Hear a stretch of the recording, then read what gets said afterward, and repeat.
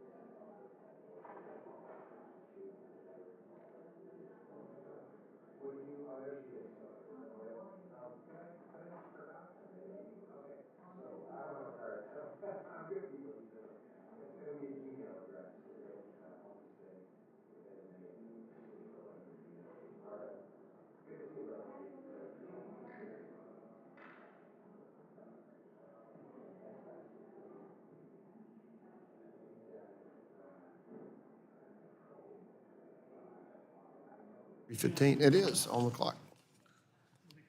The subcommittee will come to order. The chair now recognizes himself for 5 minutes for an opening statement. Today, we're here to critically examine two proposed regulations from the Biden administration that threaten to disrupt care for millions of seniors and people with disabilities throughout the country.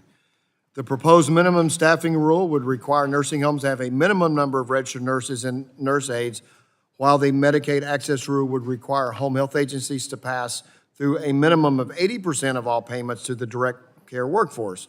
While well-intentioned, these rules are misguided and will ultimately threaten to undermine access to vital services that our most vulnerable rely upon. The success of our long-term care system is integral to the success of the broader healthcare system. Caregivers are the backbone of our long-term healthcare system, providing around-the-clock care and oftentimes undertaking physically intensive work to support our loved ones. We're at a critical juncture for our long-term healthcare system. Since the start of the pandemic, we've lost hundreds of thousands of workers from nursing homes, as well as home and community-based services. Nationally, there have been more than 500 long-term care facility closures since 2020, and the industry needs to fill 150,000 jobs just to reach pre-pandemic levels, while Americans continue to age and need more long-term care. More needs to be done. However, instead of partnering with Congress, the Biden administration is embracing central planning, claiming their proposal will lead to more workers being hired and help ensure safety. Unfortunately, this is far from reality. These one-size-fits-all, Washington knows best approaches will impose unfunded mandates on states and providers with reducing overall access to vital services without addressing the root cause of the problem. Regarding the minimum staffing standards, analysis from the Kaiser Family Foundation found that as many as 80% of nursing homes would not be able to meet its requirements. Separate analysis found that the mandate will cost Kentucky long-term care facilities $69 million annually just to come into compliance. Even the Obama administration agreed about the harms of racial requirements, concluding in 2016 that this policy would stifle innovation and wouldn't improve quality and lead to the elimination of jobs. I had a long-term care administrator in Barron County say our rural area in South Central Kentucky simply does not have access to additional workers. The lack of providers that will result from this requirement will result in no options for long-term care services. The Glasgow and Barron County market has 5 nursing homes and an acute care hospital competing for the same registered nurses. America's seniors and future generations deserve solutions that will increase access to affordable, high-quality health care. I will continue to work as the chair of this subcommittee toward achieving those objectives. I will submit the full statement. I just read excerpts from my full statement for the record, but I will yield to my friend, Mr. Pence from Indiana. Thank you, Chair Guthrie, for yielding time. I'm deeply concerned with the Biden administration's proposal to mandate minimum nursing staff ratios. It's something I've really focused on this subcommittee in the whole duration I've been on it. I recently sent a bipartisan letter to CMS with more than 90 of my colleagues on both sides of the aisle to oppose this prospective policy, in addition to the letter I sent on March 10th. Finalizing this HHS proposal would result in limited access to care for seniors, mandatory increases in state Medicaid budgets, and could most consequentially lead to widespread nursing home closures. Nursing homes around the country would need to hire nearly 13,000 more registered nurses and 76,000 nursing assistants. I'm on a community college and we have a nursing program. We can't even get the trainers to fill the demand of people that want to become nurses, let alone get nurses out into the communities. CMS one-size-fits-all regulatory requirement for nursing homes would result in numerous unintended consequences for an industry that is facing workforce shortages at unprecedented levels, particularly in rural communities. CMS should instead collaborate and work alongside nursing homes across the country to find innovative solutions to improve the provision of care for seniors and other vulnerable populations. I look forward to hearing from all the witnesses here today as they explain how this proposed rule would impact their ability to serve new and existing residents across the country. And, Mr. Chair, I yield back. The gentleman yields back, and I will yield back my time, but submit my full statement, yield back my time. I now recognize the gentlelady from California, Rep. SU, for 5 minutes for an opening statement. Thank you, Mr. Chairman, and it's with relief that I left the floor with many of you and the election of the new speaker, so it's good to be back in business, and Godspeed. May he be successful so that there's success for the country. In a Gallup poll conducted last month, 70% of Americans said they were uncomfortable with the idea of living in a nursing home. When asked to grade the overall quality of care in nursing homes, Americans gave the facilities an average grade of D+. These dismal marks, most frankly, I'm not surprised by them, because I don't know anyone that raises their hand and said, I'd be happy to go to a nursing home. It represents many different things to a whole cross-section of people. We know that during COVID, over 200,000 nursing home residents died of the virus between January 20th and February of 22. So in a 2-year period, almost 250,000 Americans. Even before the pandemic, nursing homes faced quality issues. And if there's anyone that is famous for associating himself with the shortcomings in the nursing home industry, it's Senator Chuck Grassley. He's conducted so many investigations, and of course there are GAO and HHS Inspector General reports that I think that colleagues on both sides of the aisle are very familiar with. Now the Biden administration has proposed what they view as a solution to the lack of staff providing care in nursing homes. Red light and siren. Hire more people.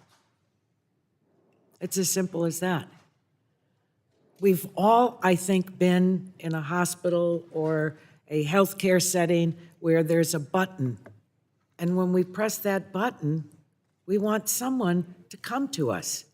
Does it cost something? Of course it does. Of course it does.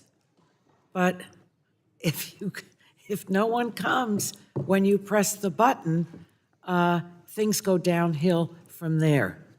So the proposed rule requires a registered nurse to be on site 24 hours a day, 7 days a week, instead of the current minimum of only 8 straight hours a day.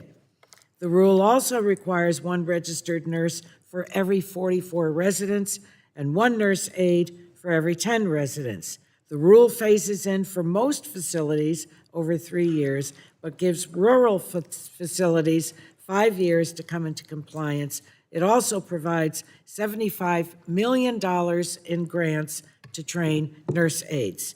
The inability of nursing homes to hire and keep staff has been a problem for over 30 years. This isn't something new. According to the National Academies of Health, quote, decades of evidence support the need to enhance nursing home workers' training, salary, and working conditions, yet little progress has been made to improve the quality of these jobs. I know that we want to get to our witnesses because we're going to be called for votes, and it's unfair to you, the witnesses that have traveled from different parts of the country to get here. I hope out of this debate and discussion that it goes beyond bashing the Biden administration. There are real issues with nursing homes in our countries. I'm proud to have worked with nursing home people to make improvements over the years. But there are still many shortcomings, And I think for those that will end up in a nursing home, and God knows, it may be many of us here making these decisions today.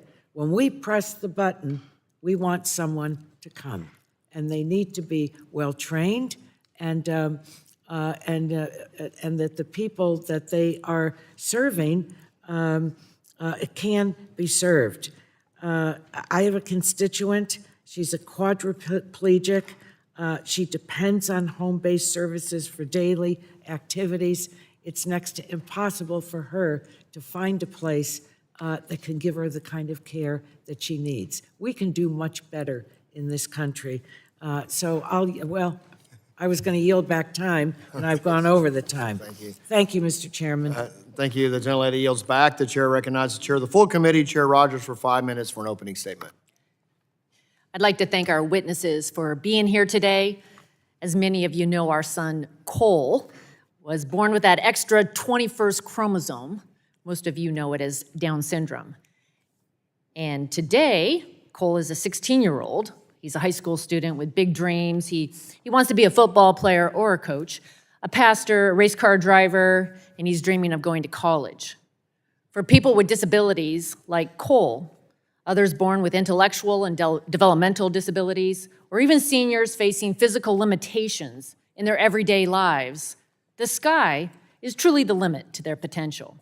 Long-term care services and supports, whether that be those provided by home and community-based services, or HCBS for short, or in nursing home settings, are key to ensuring that people can live successful and independent lives.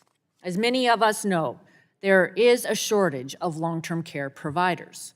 Since 2020, we've lost tens of thousands of workers across both HCBS and nursing home settings as workers left the field due to burnout or in pursuit of other opportunities.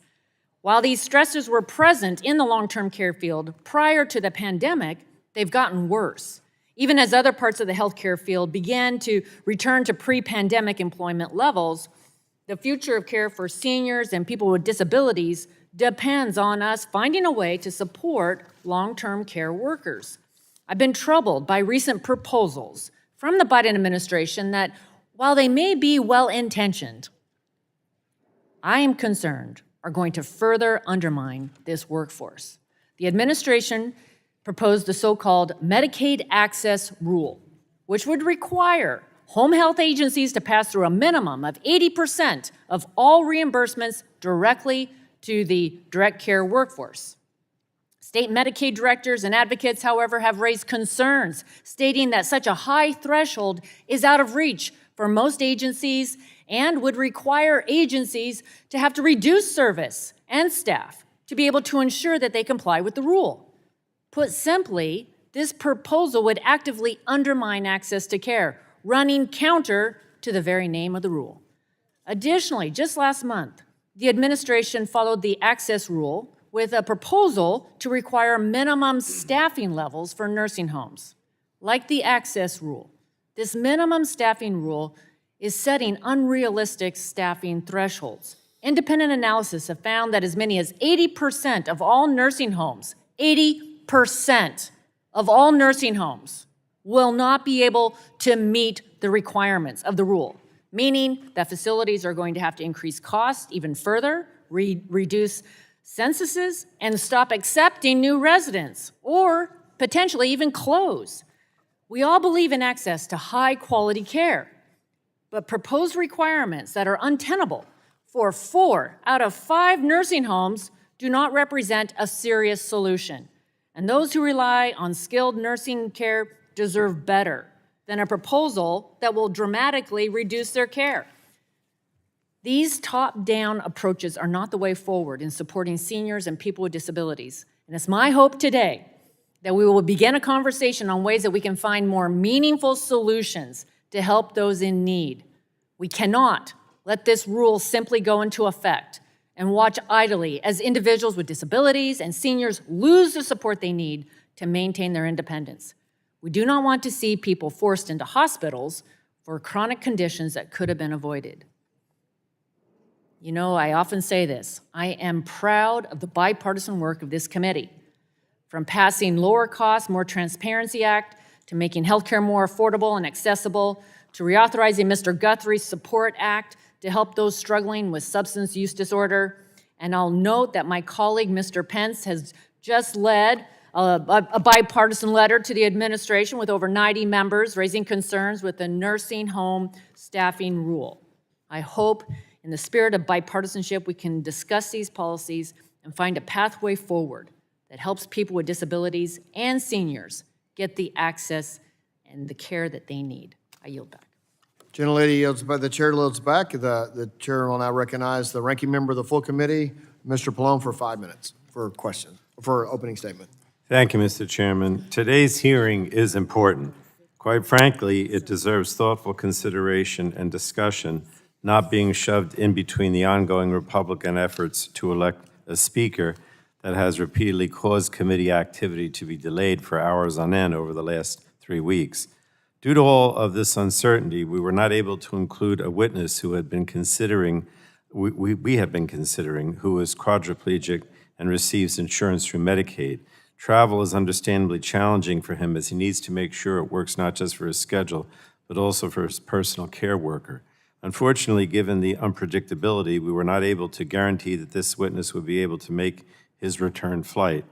Of course, there would be less of an issue if the Republicans still allowed us to have witnesses join virtually, which we don't have under the current Republican procedures. And that restriction on virtual hearings or virtual witnesses is preventing important voices from being heard at our hearings, including this hearing today. But I want to say that the COVID-19 pandemic laid bare what many of us have known for years. There is a staffing crisis in our long-term care infrastructure. Chronic understaffing threatens patient safety, access to care, and contributes to provider burnout. During the pandemic, nearly 1 in 4 COVID-19 deaths occurred in a long-term care facility, and understaffed facilities were more than twice as likely early in the pandemic to have COVID-19 infections as comparable facilities with higher staffing levels. And this is tragic, and that's why last Congress I introduced comprehensive legislation that would increase staffing and oversight of nursing homes in an effort to prevent a situation like what we witnessed during the pandemic. Now, I'm pleased the Biden administration has taken steps to help address staffing issues in both nursing homes and home-based settings. Research continues to show that higher nursing home staffing levels are associated with better patient outcomes. If we want to improve the quality of care people receive in nursing homes, we need to ensure there are enough qualified workers there to care for them. The administration's proposed rules would take steps to do just that. They establish minimum staffing standards for nursing homes, require that at least 80% of Medicaid payments for home care services go through caregiver pay, and expand nursing home oversight. These proposed rules are strong first steps to help ensure that patients in nursing homes and home and community-based settings are able to get the care that they need. And these are important improvements that must be made, but I understand that it may take some facilities more time than others to come into compliance. Fortunately, the proposed rule already includes flexibility for certain facilities. It allows for an exception for facilities in areas where workforce shortages, if they're making a good faith to hire additional staff, do not have a history of safety violations. The administration is also proposing to phase in the rules requirements gradually with additional time for rural nursing homes. So I'm glad the administration is serious about taking steps to improve patient safety and safety conditions, while also recognizing the unique challenges some nursing homes may face in complying with the new rules. I look forward to hearing our witnesses' perspectives on the rule and to working with all of you and with the administration to ensure that it's successfully implemented. And I yield back, Mr. Chairman. Thank you. The gentleman yields back. That concludes our opening statements, and we'll go to witnesses' opening statements. I introduce all of you, and then when I call on you, you'll have 5 minutes. I think most of you testified before. If you haven't, then there'll be a warning light, a yellow light with a minute after 4 minutes, a minute to go, and that's when to start wrapping up your. So we're trying to get everybody in and questions in. So I'll move straight to introducing our witnesses. First, we have Sheriff Schumann, Vice President of Operations for Brookside Inn. Mary Killough, Vice President of Operations and Government Relations at AccentCare. Shelly Hughes, Certified Nurse Aide. Lori Smetanka, did I say that correctly, Smetanka, Executive Director, the National Consumer Voice for Quality Long-Term Care. Patti Killingsworth, former Chair of LTSS. TennCare, Chief Strategy Officer, CareBridge Health. So thank you, and Ms. Schumann, you're recognized for 5 minutes for your opening statement. Thank you, Chair Guthrie, Ranking Member Eshoo, Ranking Member Pallone, and the members of the Subcommittee of Health. Thank you for giving me the opportunity to testify today.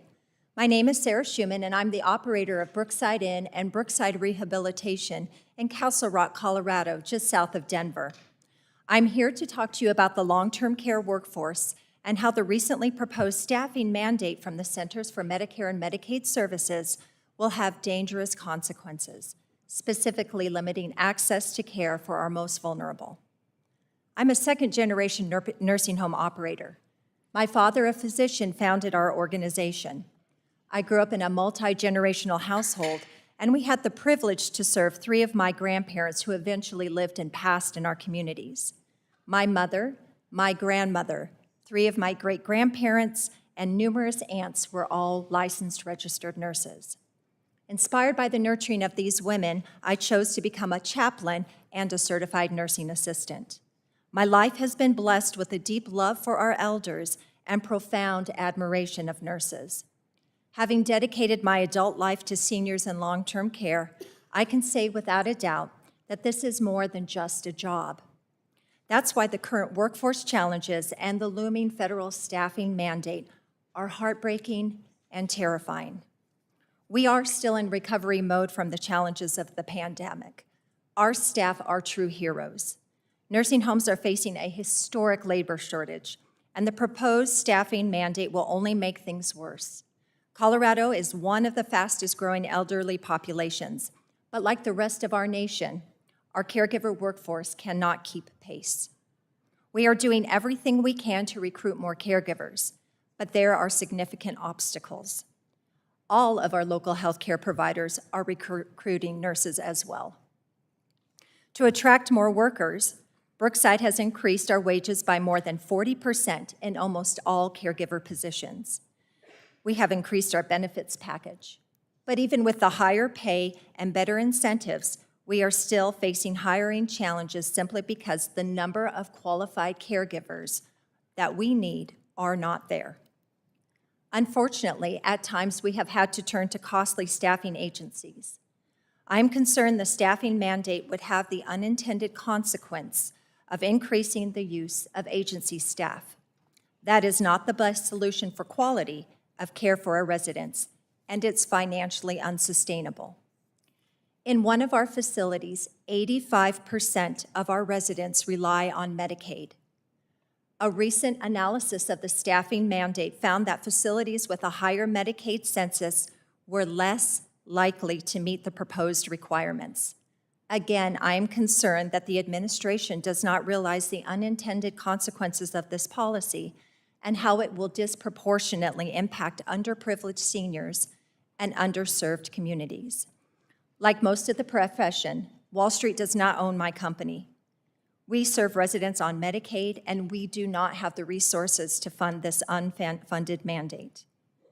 I am terrified we would be unable to continue serving seniors in our community. We are not alone in this fear. Nearly 300,000 nursing home residents nationwide could be displaced and left scrambling for alternative care if this mandate proceeds. In 2016, prior to the pandemic, I began my quest to Congress asking for workforce relief. We entered the pandemic with staffing challenges, and those challenges have persisted.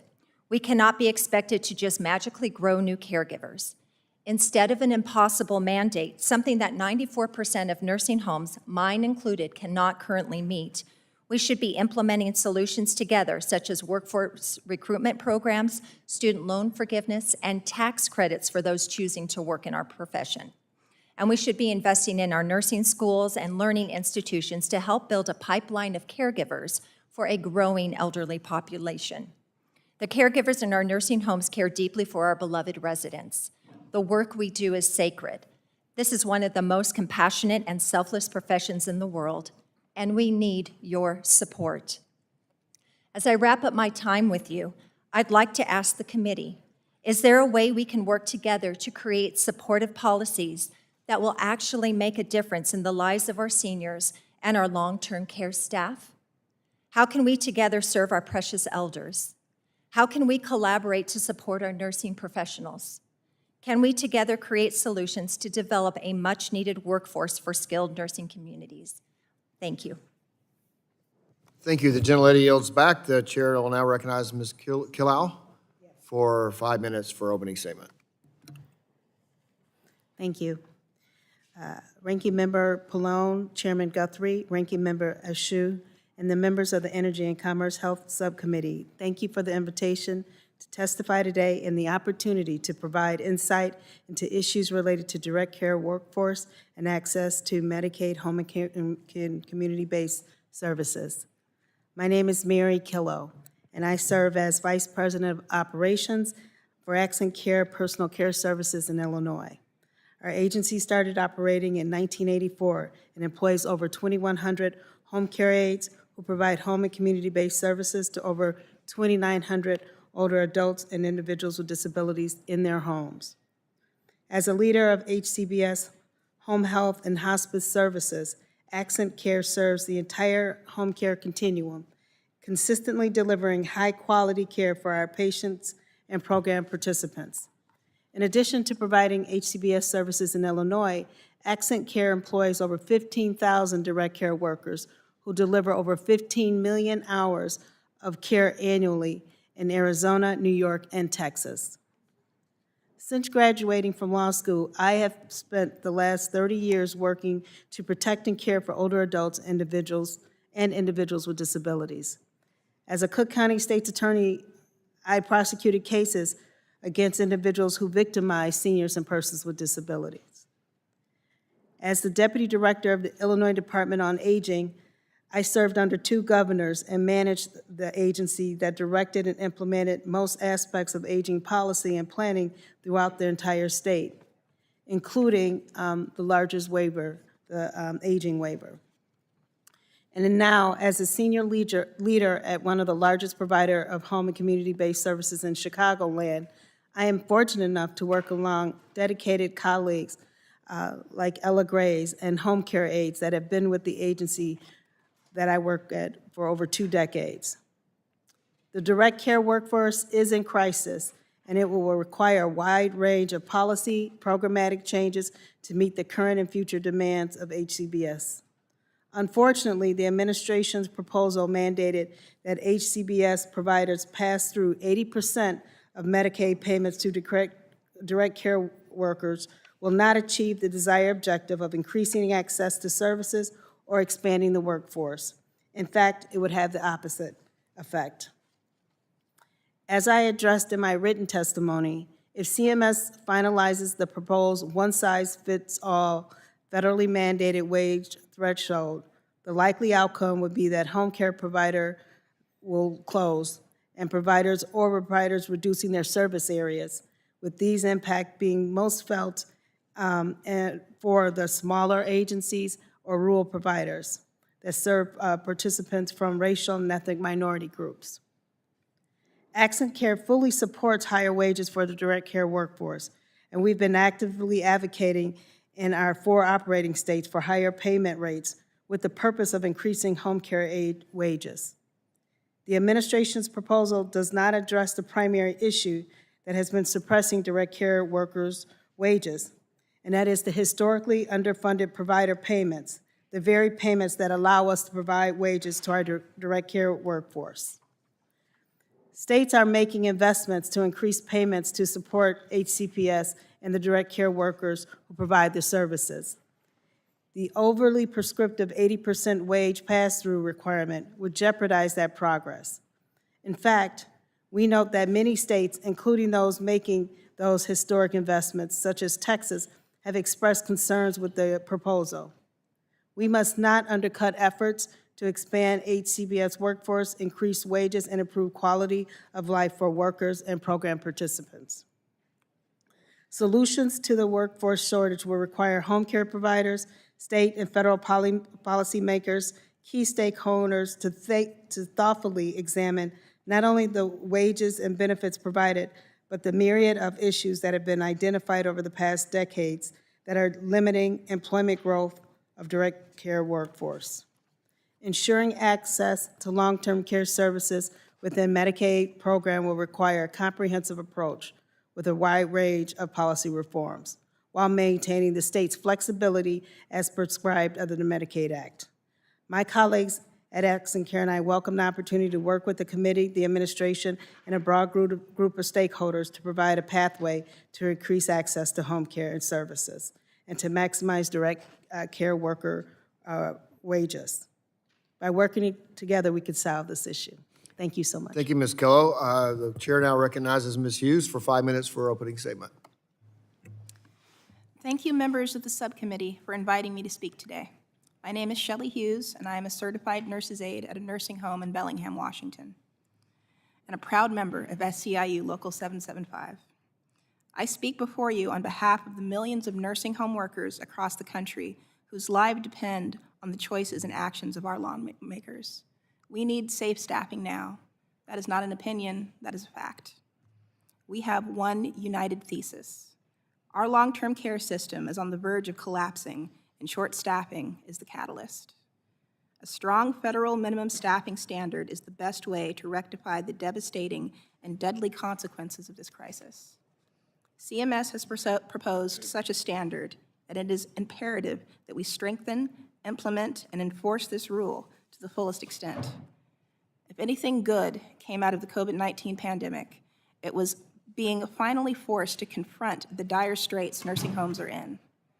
Unfortunately, it took a global pandemic and the deaths of 200,000 nursing home residents and workers for the public to see how severe the staffing crisis is.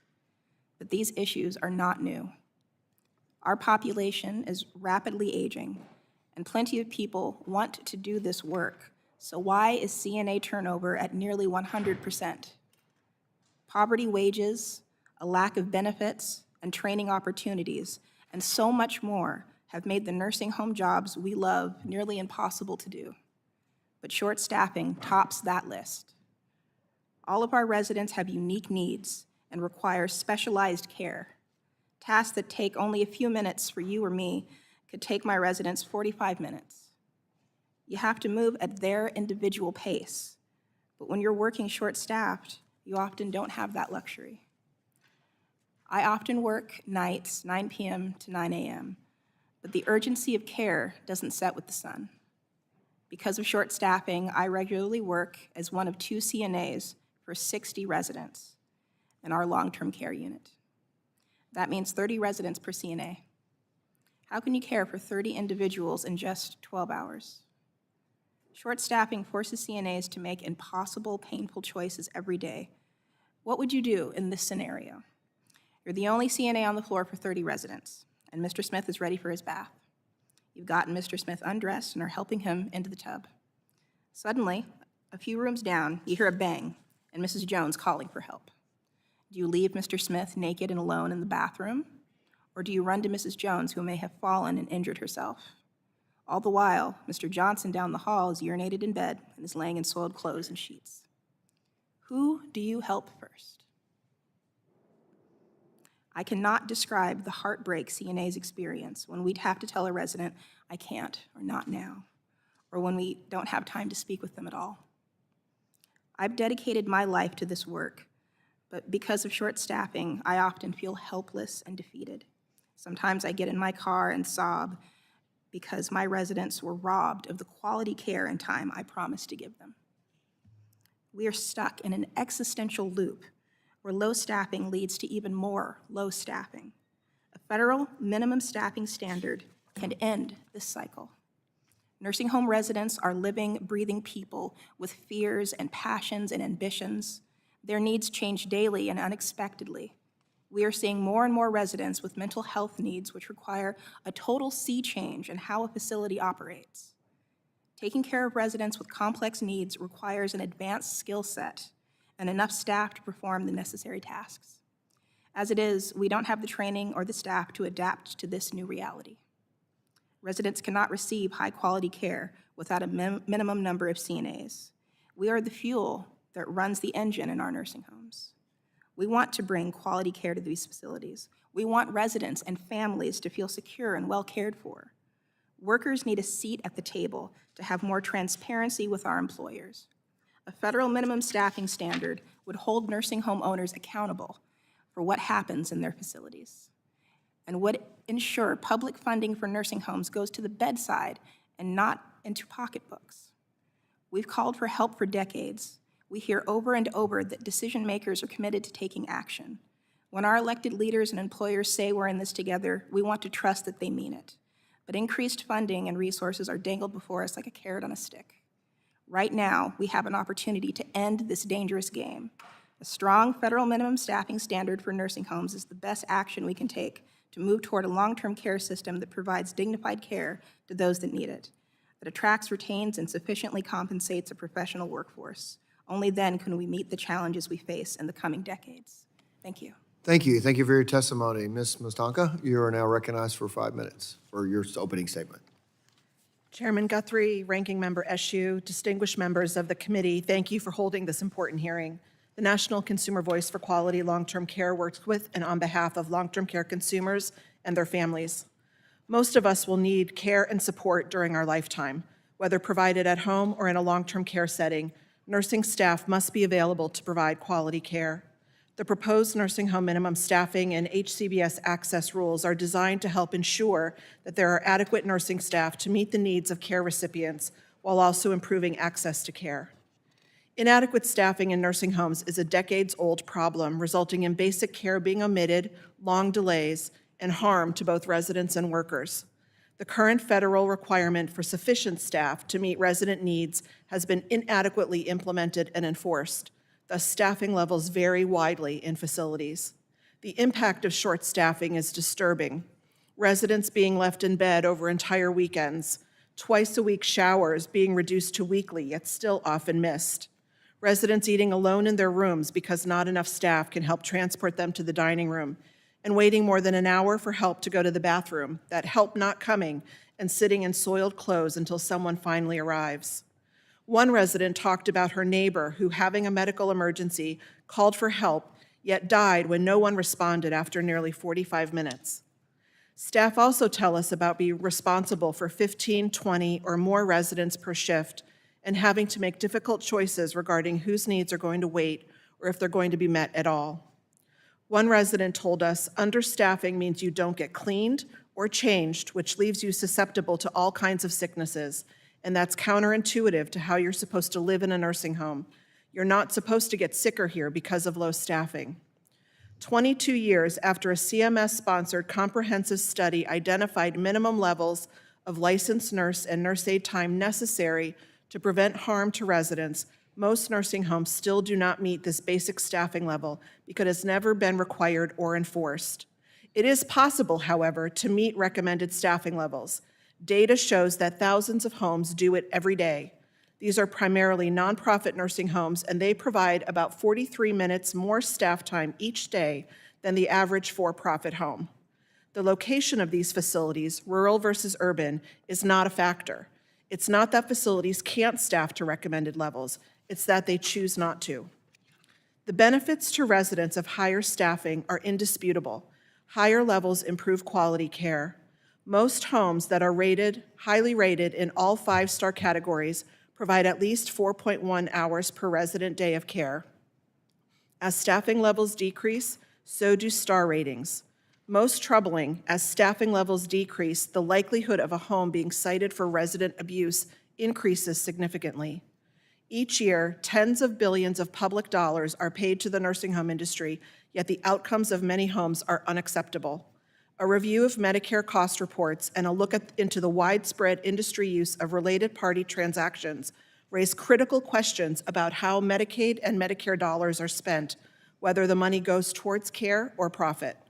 For the safety and well-being of residents, there must be better transparency and accountability for how nursing homes spend the money they receive.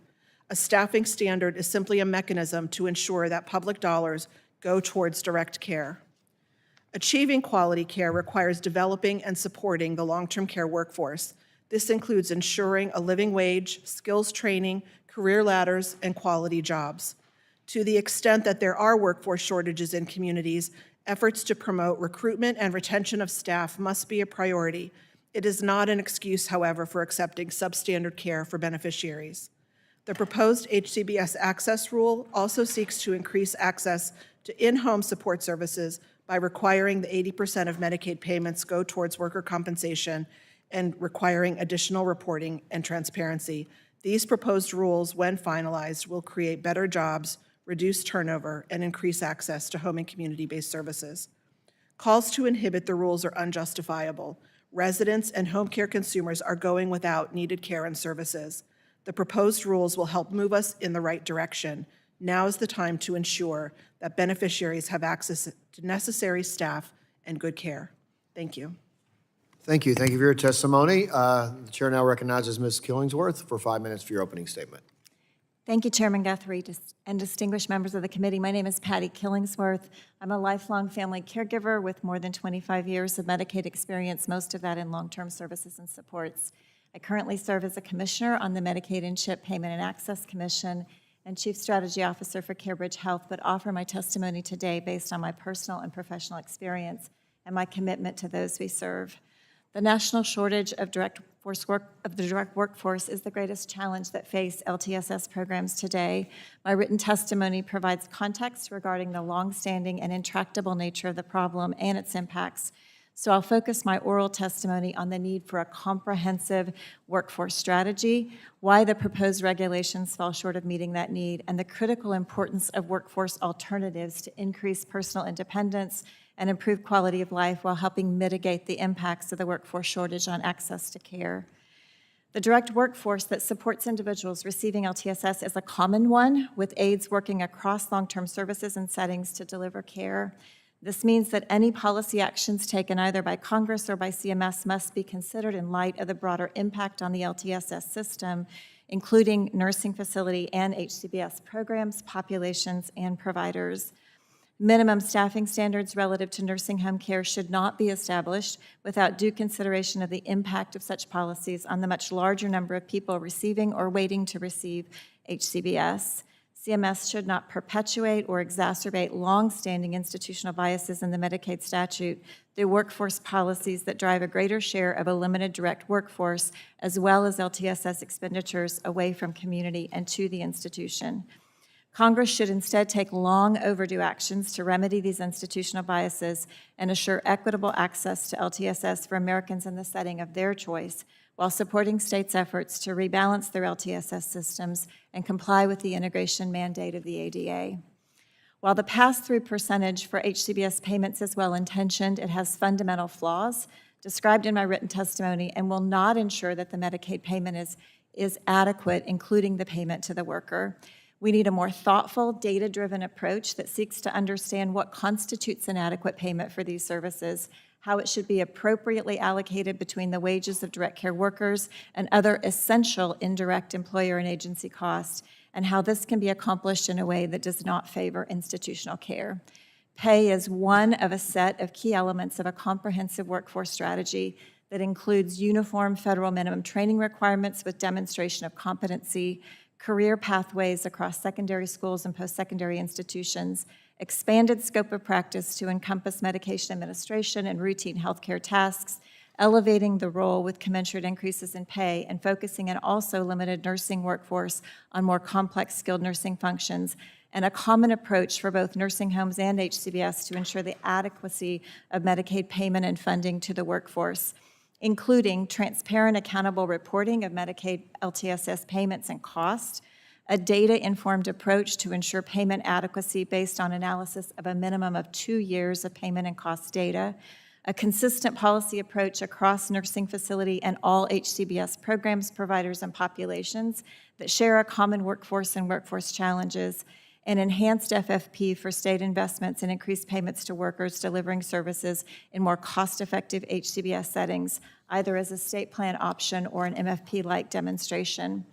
We must also recognize that the overwhelming challenges will not be solved by workforce solutions alone, and adopt person-centered approaches that prioritize and support independence and optimize the use of limited workforce resources through the expanded use of assistive technology and other alternative support options. To that end, Congress should embed independence as a key goal of HCBS throughout all applicable sections of Title 19, require that person-centered planning identify individualized goals for employment, independence, employment, and inclusion, and prioritize assistive technologies that will maximize their opportunities to achieve those goals. Require that Medicaid HCBS are structured to ensure streamlined access to technologies and services that increase independence and offer a more cost-efficient way of meeting support needs, and require a standardized and accountable system of measuring effectiveness and supporting people to achieve valued outcomes with streamlined authority mechanisms and supports to states to implement value-based payments that are aligned with those outcomes. Technology will never be able to replace the high-value in-person care that so many individuals need, so a comprehensive workforce strategy remains critical. But for many older adults and people with disabilities, it offers a significant opportunity to help ensure reliable assistance that they need to live safe, meaningful lives in the community with increased independence and improved quality of life. And in a world where the gap between workforce demand and supply is growing, it may well mean the difference between people living in an institution and living in the community with a level of independence that makes life worth living. Thank you very much. Thank you. Thank you for your testimony. That concludes witness opening statements, and we'll now turn to members' questions. And well, I'll begin. I reckon myself for 5 minutes for questions. So, Ms. Schumann, we're looking at, you have to absolutely consider safety first. You have to have access and affordability, and you certainly don't want to compromise safety to get access and affordability, nor do you want to make it more expensive and less affordability if you don't improve safety. So I just want to ask you a couple of questions. One, in regard to the proposed nursing staff ratio requirements, can you walk us through the very realities you would face if it were finalized? And could you comply without cutting positions or limited number of Medicare residents? And do you have the local supply of labor to meet those needs? Thank you, Chair Guthrie, and thank you so much for the support you've given our profession during this challenging time with workforce issues. We greatly appreciate it.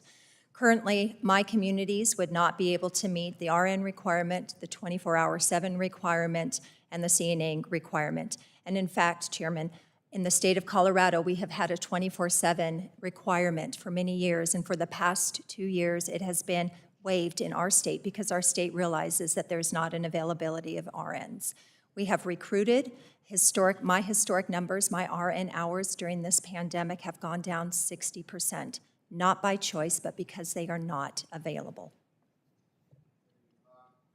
Actually have a bill, the Building America's Healthcare Workforce Act, that will provide temporary nurse aides with the ability to work in long-term care facilities beyond the 4 months. And when that was implemented during COVID because we needed more workers, and so that was a problem. We had to improve access. And when it was asked, I looked at it and said, maybe we should extend this in a permanent way. My first question was, is there any case anywhere in the country that anybody was negatively affected because of that proposal? And if there is one, I don't know it, or nobody reported to that as well. But I want to ask you this. Part of the reason the Biden administration is focused on this, we talked about safety first, is that of the prevalence of COVID-19 cases in long-term care facilities. Is there any evidence to show that staffing ratios, we know we had issues in long-term care facilities. Is there any evidence to show that staffing ratios were equated to higher COVID case counts in any facility? Not to my knowledge, Chairman. Okay, thank you. So, Ms. Killingsworth, major policy changes, especially those that pass costs on to states and local governments as well as private businesses, should be based on quality data. Are you aware of any data CMS provided to support the 80-20 formula? I don't believe that there is publicly available data that could be used to draw a conclusion that that's the appropriate level of reimbursement to pass through to the frontline workforce. So we don't know of any data they provided us. I do not. For. Also, do you think that this one-size-fits-all approach makes sense for diverse geographic areas with differing workforces? Not only does it not make sense for diverse geographic areas, it doesn't really even make sense for the workforce because in practice, the amount that gets passed through even across different populations and programs will differ for the same workforce delivering essentially the same service. Okay, and can you provide examples of how states have been attempting to address worker pay using the flexibility afforded by the Medicaid statute?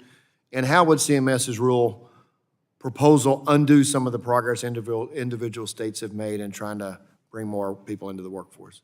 I think the majority of states use the enhanced funding provided through the American Rescue Plan Act to at least do temporary, if not permanent, increases in wages for staff. They're also doing many things to invest in training for staff, to promote recruitment and retention, more of a comprehensive approach. Unfortunately, I think a mandate will require a shift in attention and in focus to really meeting the terms of that mandate in ways that will undermine the work that states are currently doing. Okay, thank you. I will yield back a minute of time and trying to keep it going, moving forward, and I will recognize my friend from California, Ms. Eshu, for 5 minutes for questions. Thank you, Mr. Chairman, and thank you to each one of the witnesses. You gave very important testimony, and we appreciate it. This is an issue that I think we don't ever want to face up to, really, in a family until it happens, you know, and like so many issues here in the Congress, this is about money. It's all about money. It really is all about money. If anyone doesn't think so, you just scratch a little from the top layer like a scratcher, you know, and it's about money. Now,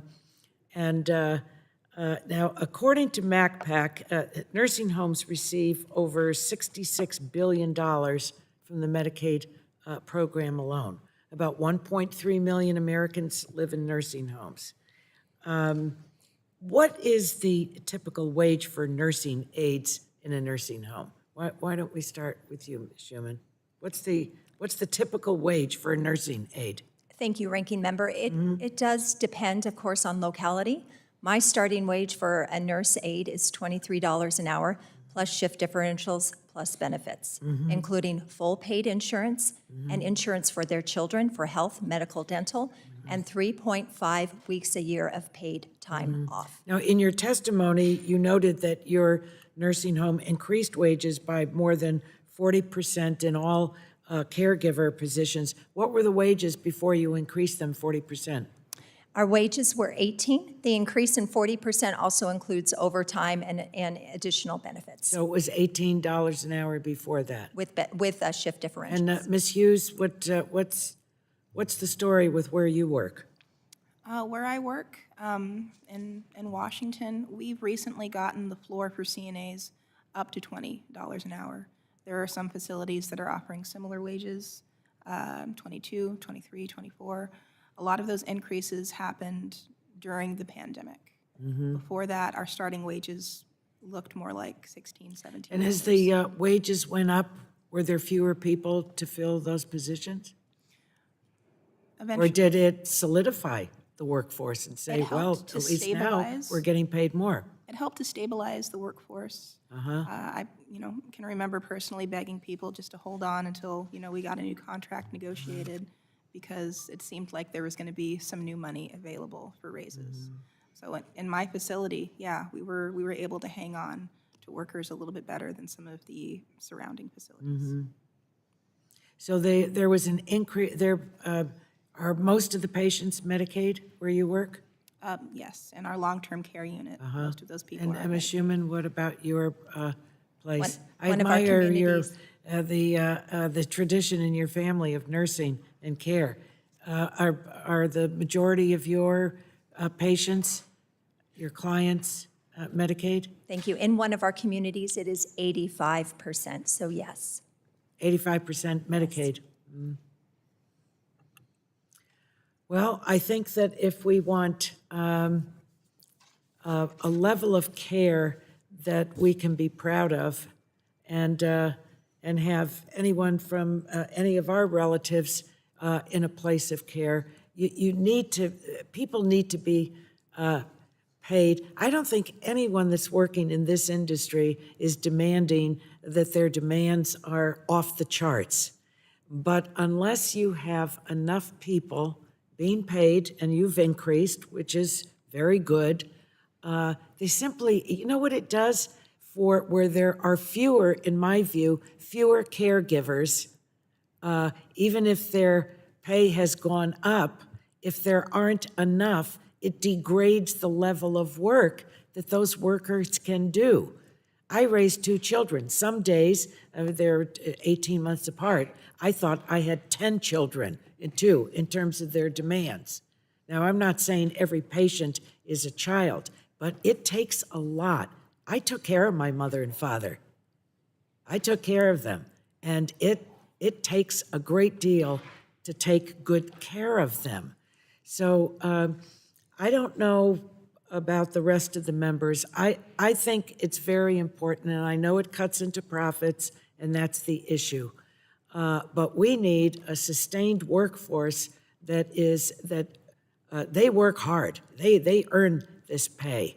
And if we're not committed to the standards, we have no standards right now, unless we have good people like you that have a pride in their own business. What is the standard? It's one word. Sufficient. What the hell is sufficient? Who can define it? It's like nailing Jell-O to a wall. So there isn't any way that can be enforced. So we need strong standards and the right kind of pay and a trained workforce to take care of those that are in our nursing homes. Thank you, Mr. Chairman. Thanks. The gentlelady goes back. The chair recognizes the chair of the full committee, Ms. Rogers, for 5 minutes for questions. Thank you, Mr. Chairman. We've all had family members that have have been in some of these facilities. Certainly my family has, and we share the absolute commitment to standards, to a well-trained and paid workforce. You know, I note that in Spokane, Washington right now, Sacred Heart needs 300 nurses. 300 nurses at Sacred Heart Hospital. So the idea that it's just a money issue, I'm not. When you don't have the people, how are you supposed to find these people? I'm also a mom with a son who has Down syndrome. I know firsthand what it means to care for a family member who has a disability. You know, and Cole succeeds in school and life thanks to his own tenacity, his strength, but also support from his family, his friends, his teachers. And there's countless of Americans with disabilities who rely on services that are provided to them. Mrs. Killough, I wanted to ask you about the 80-20 pass-through rule, because these individuals with disabilities are counting on the services that you provide to make sure that they can be successful and independent in their lives. So just, would you speak to the implications of the proposed 80-20 pass-through rule on people with disabilities? Thank you for the opportunity to speak on this. If this pass-through goes through, it would cause, first of all, it would cause a sufficient rate. We can't pay what we don't receive as far as a provider rate. We cannot pay out wages unless we get a sufficient rate on behalf of the state to be able to pay these wages. If we do not get a rate of pay, what would happen is that it'll undercut other aspects. If 80% goes out to direct care workforce, the other 20%, which we must use to handle administrative costs, facilities, training, supervision. You know, it's nice to have a workforce out in the home, but if you don't have adequate supervision, your quality goes down. Those issues will remain in effect. And the smaller organizations, it's an economy of scale. The smaller organizations cannot deal with that 80% pass-through. Thank you for that insight. Mrs. Schumann, I don't believe that there's a one-size-fits-all solution to the workforce shortage. Everywhere we go, we're hearing about the workforce shortage. And the needs of the people in Eastern Washington differ from that in Seattle, which differs from other people across the country, maybe New Jersey. The state of Washington does have a law requiring nursing homes have enough staff to provide for over 3 hours of care per resident per day. This is about on par for the total number of hours that the proposed rule would require. However, our state's law does not delineate who has to provide this care. It could be from registered nurses, nurse aides, or licensed practical nurses. The federal proposal, however, would require a minimum of half an hour's worth of support be provided by a registered nurse and the rest be provided by a nurse aide, and it would exclude licensed practical nurses entirely from the standard. Can you speak to the challenges of such a rigid requirement that dictates the facilities, the specifics of a facility, and how they be staffed? Thank you, Chairwoman. I think it's an unfortunate oversight that this proposed mandate excludes LPNs. In our community, we have several individuals who have gone a career path and become CNAs to LPNs.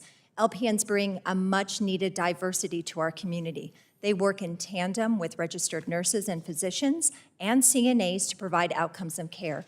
In addition, social workers are not recognized in this mandate. Activities personnel are not recognized in this mandate. physical therapy, occupational therapy. None of the other modalities that we provide in our profession have been recognized by this mandate. Okay, thank you. Ms. Killingsworth, I wanted to ask you, because we hear a lot about what's not going right. We don't have enough workers, too many regulations, not enough money to go around. In spite of this, we do have states that are making progress on addressing these shortages. So would you maybe give us some insights into what states and plans are doing to address these challenges and what opportunities we may have to support them? Thank you, Chairwoman. It's an important thing for us to understand is that money may be one part of a solution, but it's not the entirety of the solution. This is a complex issue that will require a comprehensive approach. I think states that are making progress have been very strategic in that approach. They have combined training programs with career ladders that really draw people into the field. They are doing more to support workforce recruitment and retention. They are doing more to elevate the social value and role to really enhance the work that workforce is able to provide in ways that then draw a higher salary for the workforce.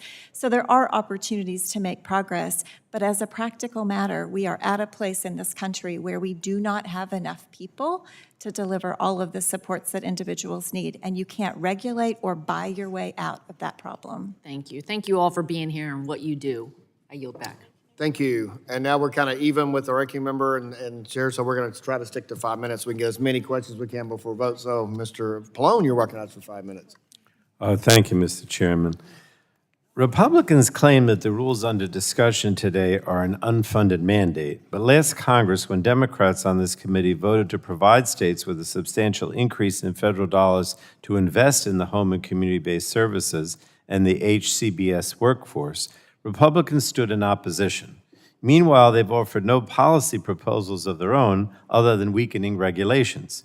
Greater federal investment in long-term care services shouldn't be controversial. In fact, the testimony of the Republicans' own witness, Ms. Killingsworth, suggests greater federal investment in these services is needed. And our seniors and caregivers deserve better, in my opinion. We owe it to them to ensure that they're able to age and be cared for with dignity and compassion, that they have access to the care that they need when they need it. And the Biden administration's proposed regulations would be a strong step in that direction. So I'd like to ask some of the witnesses to address some of the claims that we've heard today. Let me ask first Ms. Smetanka. You've heard testimony that there aren't workers available to meet the minimum staffing standards. Could you respond to that claim? Yes, thank you, Congressman. Well, part of the issue is in some communities there may be challenges with identifying workers, but a big part of the problem also is turnover among staff that are in long-term care facilities right now. In nursing homes, the turnover rates range between 50 and 100% based on the research that you look at and the data that you're looking at. If you can't keep staff, that is going to be a problem when you're needing to continue to fill positions with new people. So a really important part of this issue is talking about how we need to reduce the turnover, how we need to improve job quality and conditions for workers so that they're wanting to stay in these facilities and stay in this field. Now, according to your testimony, not-for-profit nursing homes seem to generally have higher staffing levels than for-profit nursing homes. Can you explain why you believe that's the case? Yes, the data showed, this is CMS's data that showed staffing levels in nonprofit versus profit nursing homes. And it does show that they staff at nearly 43 minutes more per day for residents than for-profit homes. And the only thing that we can attribute that to is they put more resources into direct staff. They're putting more money into it. I appreciate that. I just want to make sure that we're focused on patient and caregiver safety. So let me ask you also, how do minimum staffing standards in nursing homes impact on the quality of life experienced by residents in those nursing homes? What we found is that there need to be a minimum threshold below which you can't go in order to provide care for residents, in order to meet the basic needs of residents. The studies show, the data show that the more staff you have, the higher the quality care, the better outcomes for individual residents.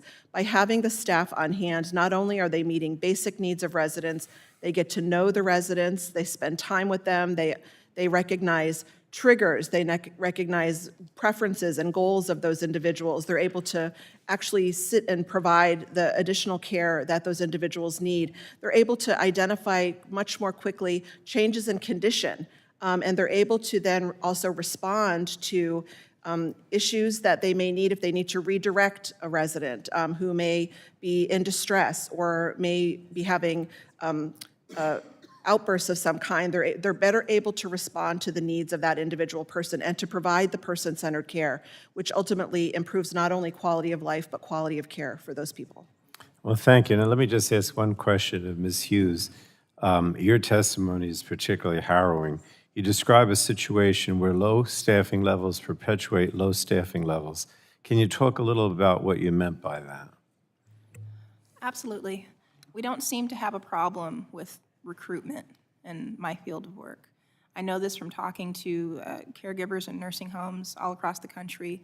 It's the same thing. New people come in knowing full well what to expect.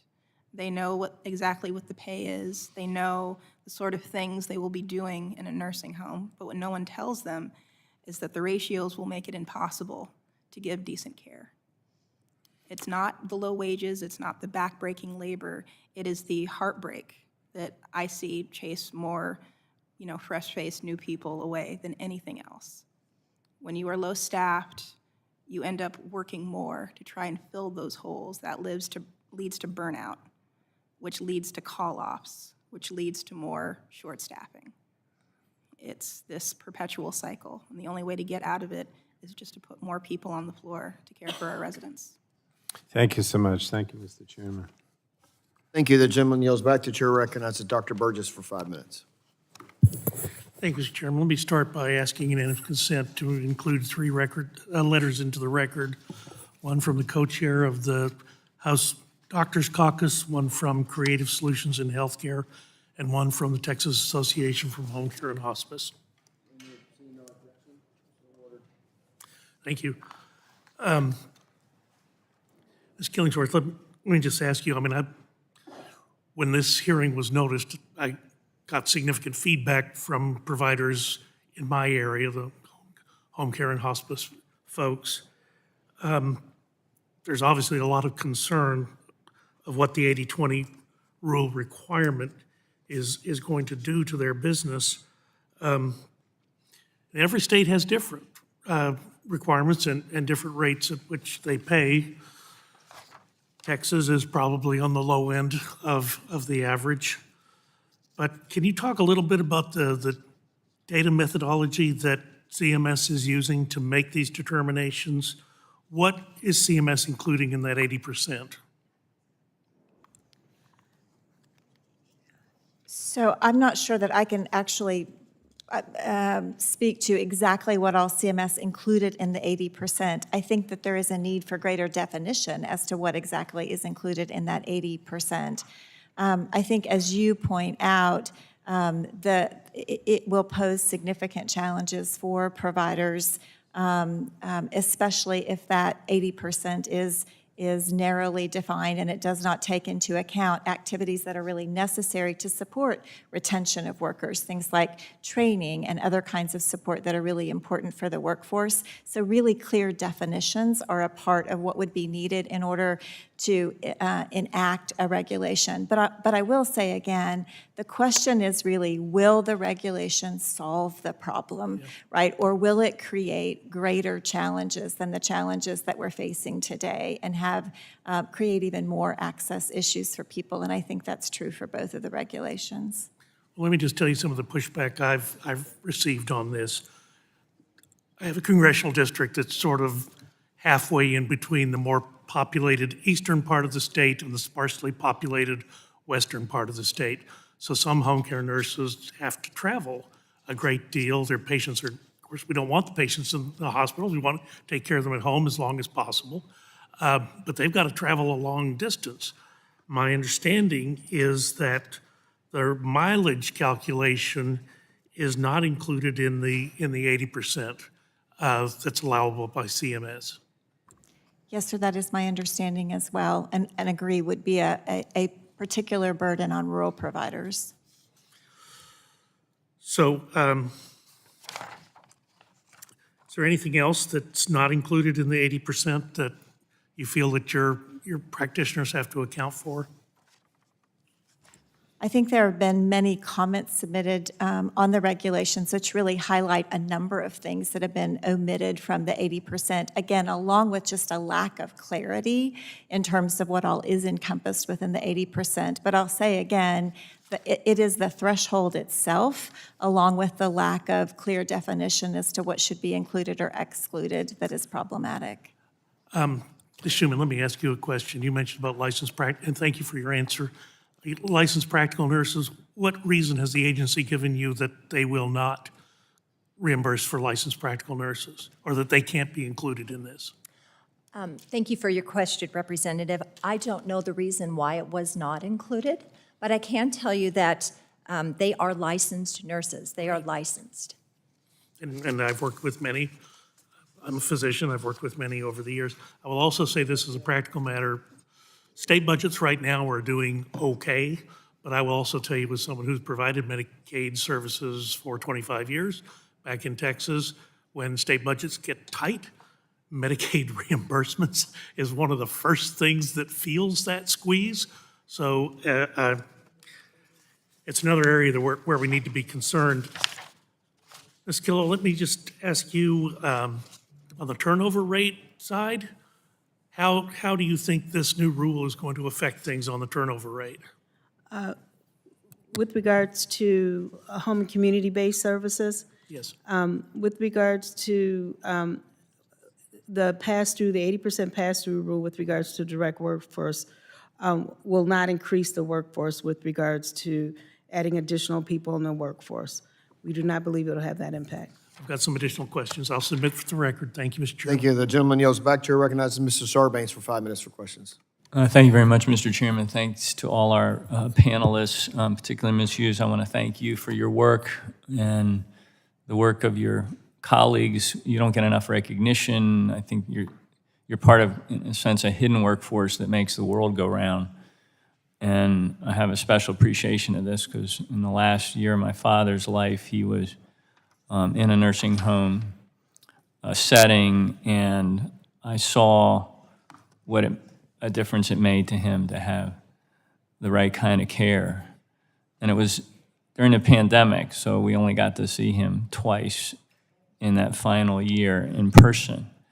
And that was outside in a parking lot. But the nurses that attended to him were our heroes, and you represent them today. And you've talked about how stretched thin that workforce is and how you have to strike a balance in terms of the care that residents need and what you can provide under the circumstances that you face. We know we're facing significant workforce shortages across the healthcare workforce, some driven by the pandemic, others were exacerbated by it. Can you speak to, I mean, you've done it already, but maybe you could speak again to how challenging it's been for you and other caregivers to have to take the care of up to 30 residents sometimes per shift, and what that effect is on both the patient's well-being and the caregiver's well-being. I mean, what does it mean to be pulled in all those different directions?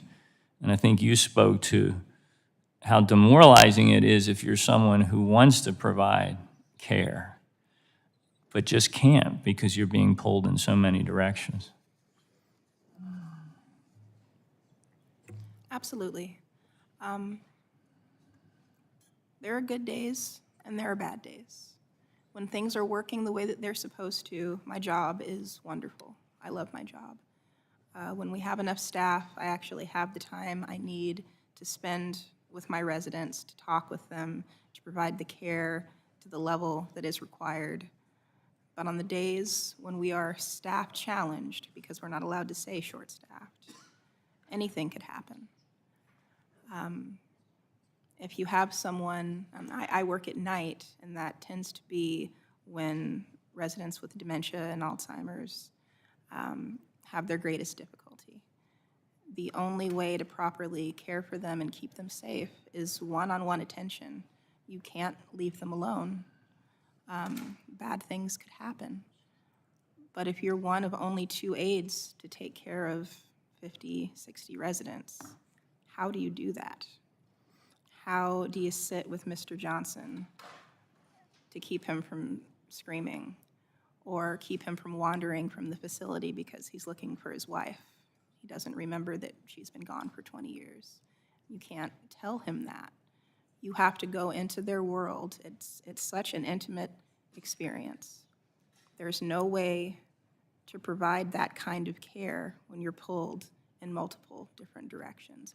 I'm happy to do it. We're all happy to do this work, but we need to be given the tools in order to do it properly. I appreciate that, and I remembered the different times a day when residents, patients become particularly agitated and need that kind of extra attention. It makes all the difference in the world. And, you know, I understand there's a chicken and egg dynamic here. There's a tension, right? Because there is such a tremendous shortage out there.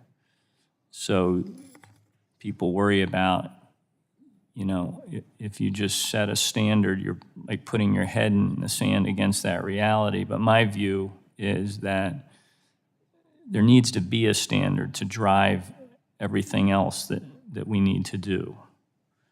So let's set that standard, which is what I think the Biden administration is trying to do, and figure out how to meet it. Because if we meet it, we're doing right, not just by you and your colleagues, but as you just so powerfully described, we're doing right by the people that we want to receive that care. And by the way, if they're in good hands, we also know that positive sense and comfort and assurance cascades out to a whole extended family. And if the opposite is true, it has a negative and anxiety-creating impact on that family. So that's why it's so important. Thank you. Thank you. Thank you, gentlemen. Time has expired. The chair now recognizes Mr. Johnson from Ohio for 5 minutes. Well, thank you, Chairman Guthrie, and good afternoon to our panelists. Thank you all for joining us today. But, you know, here we are, exposing yet another damaging rule proposed by this administration that'll put folks out of business if enacted. I have grave concerns over the provision in the proposed rule ensuring access to Medicaid services that would require states to mandate at least 80% of Medicaid payments for home and community-based services be spent on compensation to direct care workers. I think they should be compensated, don't get me wrong. I don't know how a business in rural Appalachia that is dependent almost solely on Medicaid patients would be able to survive that kind of deal. Just this week, I heard from one of those in Youngstown, Ohio. Their opinion of this 80-20 rule proposal was clear. If I have to pay 80%, I'll be out of business. What's also clear is the authors of this rule at CMS have never signed the front side of a paycheck. They've never actually run the companies that they're trying to regulate. If 80% of Medicaid reimbursement is to go to compensation, then that remaining 20%, only 20%, is meant to cover everything else, from insurance and legal fees to facility upkeep, operations, maintenance, and administrative costs. Energy costs alone, given the administration's dedication to ensuring that Americans pay more at the pump and to heat their homes, means folks like this home health provider will either stop serving the Medicaid community or close their doors entirely. I would hope that this is not the intention of the Biden administration. And let me be clear, I think everyone, again, I want to say this, I think everyone in this room wants to see the highest possible level of care provided, and to do that, staff must be properly compensated. But this rule is not the solution to that issue. So, Ms. Killingsworth, let's assume the 80-20 rule is finalized. If a state like Ohio determined that they had to raise reimbursement rates to ensure they had sufficient providers to serve recipients, but didn't have approval from the state legislature to increase the overall program funding, what other changes would have to be made to keep spending level? How would those changes impact access for patients? Thank you for the question. State Medicaid programs basically have three levers to help them manage costs within a program budget. One of those is who you serve, another is the benefits you provide, and the third is what you pay providers to deliver those services. If one of those is mandated to increase substantially without approved resources to cover, that means one of the other two must be reduced, which means fewer people served or fewer benefits provided to those individuals. So basically, somebody's going to lose out in this deal if that were to go through, okay? Mr. Chair, I have a request that I have here an article from the Home Care Association of America that outlines state home care based services concerns about this proposed rule. I request that be entered into the record. I have no objection, so ordered. One way to ease the burden on staff while increasing efficiency and outcomes for patients would be increasing the adoption of electronic health records. Studies of EHRs, that's what they're called, found they enhance productivity and efficiency in primary care physician workloads. And a study of nurses in nursing homes published in the Journal of Applied Gerontology found that the majority of respondents evaluated the electronic health record as easy to use with a positive impact on quality of care through efficiencies gained in communication with the entire care team. Ms. Schumann, in your opinion, would wider adoption of integrated electronic health records in nursing homes beyond the 18% that currently have these systems, would that ease some of the staffing shortages nursing homes are facing? Thank you for your question, Representative. We have had electronic medical records fully implemented in my community for 10 years. It does improve efficiencies. But would wider adoption help with this? It does improve efficiencies with communication with physicians or your colleagues. Okay, what about savings? What about from a savings perspective? Would the adoption of electronic health records be a cost-effective approach to improving quality of care and reducing workforce burdens for nursing homes? Considering the regulations that we have and all the T's we need to cross and I's we need to dot, having electronic medical records does provide some ease with all the documentation that we need to maintain. Okay, all right. Well, thank you very much. Mr. Chairman, I yield back. Gentleman yields back. The chair recognizes Mr. Cardenas for 5 minutes for questions. Thank you, Chair Guthrie and Ranking Member Eshoo, for holding this hearing to discuss long-term care workforce shortages. And I also want to thank you to the witnesses for sharing your expertise and your personal knowledge of the day-to-day workings of this very, very important issue where we're trying to take care of people in this country. I know my colleagues hear about workforce shortages issues on a nearly daily basis, as we should be listening to what is going out there in our communities. These issues pose a massive threat to our ability to provide quality health care to all people who need it. And when it comes to our seniors and individuals with disabilities, we must recognize these are greater vulnerabilities than the general population. The share of the U.S. population aged 65 and older has more than doubled over the past 50 years. And now we are scrambling to ensure we have a pipeline of healthcare workers who will do this essential, often dangerous and grueling work, or leave our grandparents and loved ones without support that they need. The Bureau of Labor Statistics estimates that a projected overall demand for long-term services and support workers will grow by 44% between 2020 and 2035. The demand of these essential workers is clear, and as the need for the services grows, the workforce is only declining. Wages for these roles remain low and burnout remains high. And as our population ages, we must build the resilience and longevity of the direct care workforce, which leads me to my first question. Mrs. Smetanka, in your testimony, you emphasized that development and support for the long-term care workforce is a critical component for achieving quality long-term care and services. What kind of support is most essential for the long-term care workforce, and can you expand on how these rules will impact quality of care? Well, yes, thank you, Congressman, for your question. We do need to put more attention on how we recruit and retain workers in this country. That is a definite. Putting proposals in place to attract people to these jobs is really critical. One aspect of what these rules would do to help attract workers to the field is to make these jobs better so that people actually want to come and work in long-term care facilities and make them places where people will want to stay. As my co-testifier here, Ms. Hughes, stated, part of the problem with attracting and retaining the workforce is job quality. That's an enormous part of it. And people who do not want to come and have overburdened work options in front of them, they need to be able to know that they're coming to a job where they're going to have a reasonable workload, they're going to have the supports necessary, the training necessary to provide the care to the individuals in front of them. And part of that is having enough staff available in order to be able to spend the time and provide the care and services to residents. And that's what these minimum staffing levels will do. Thank you. I also want to note that in my home state of California, 60% of the direct care workforce was estimated to be women of color.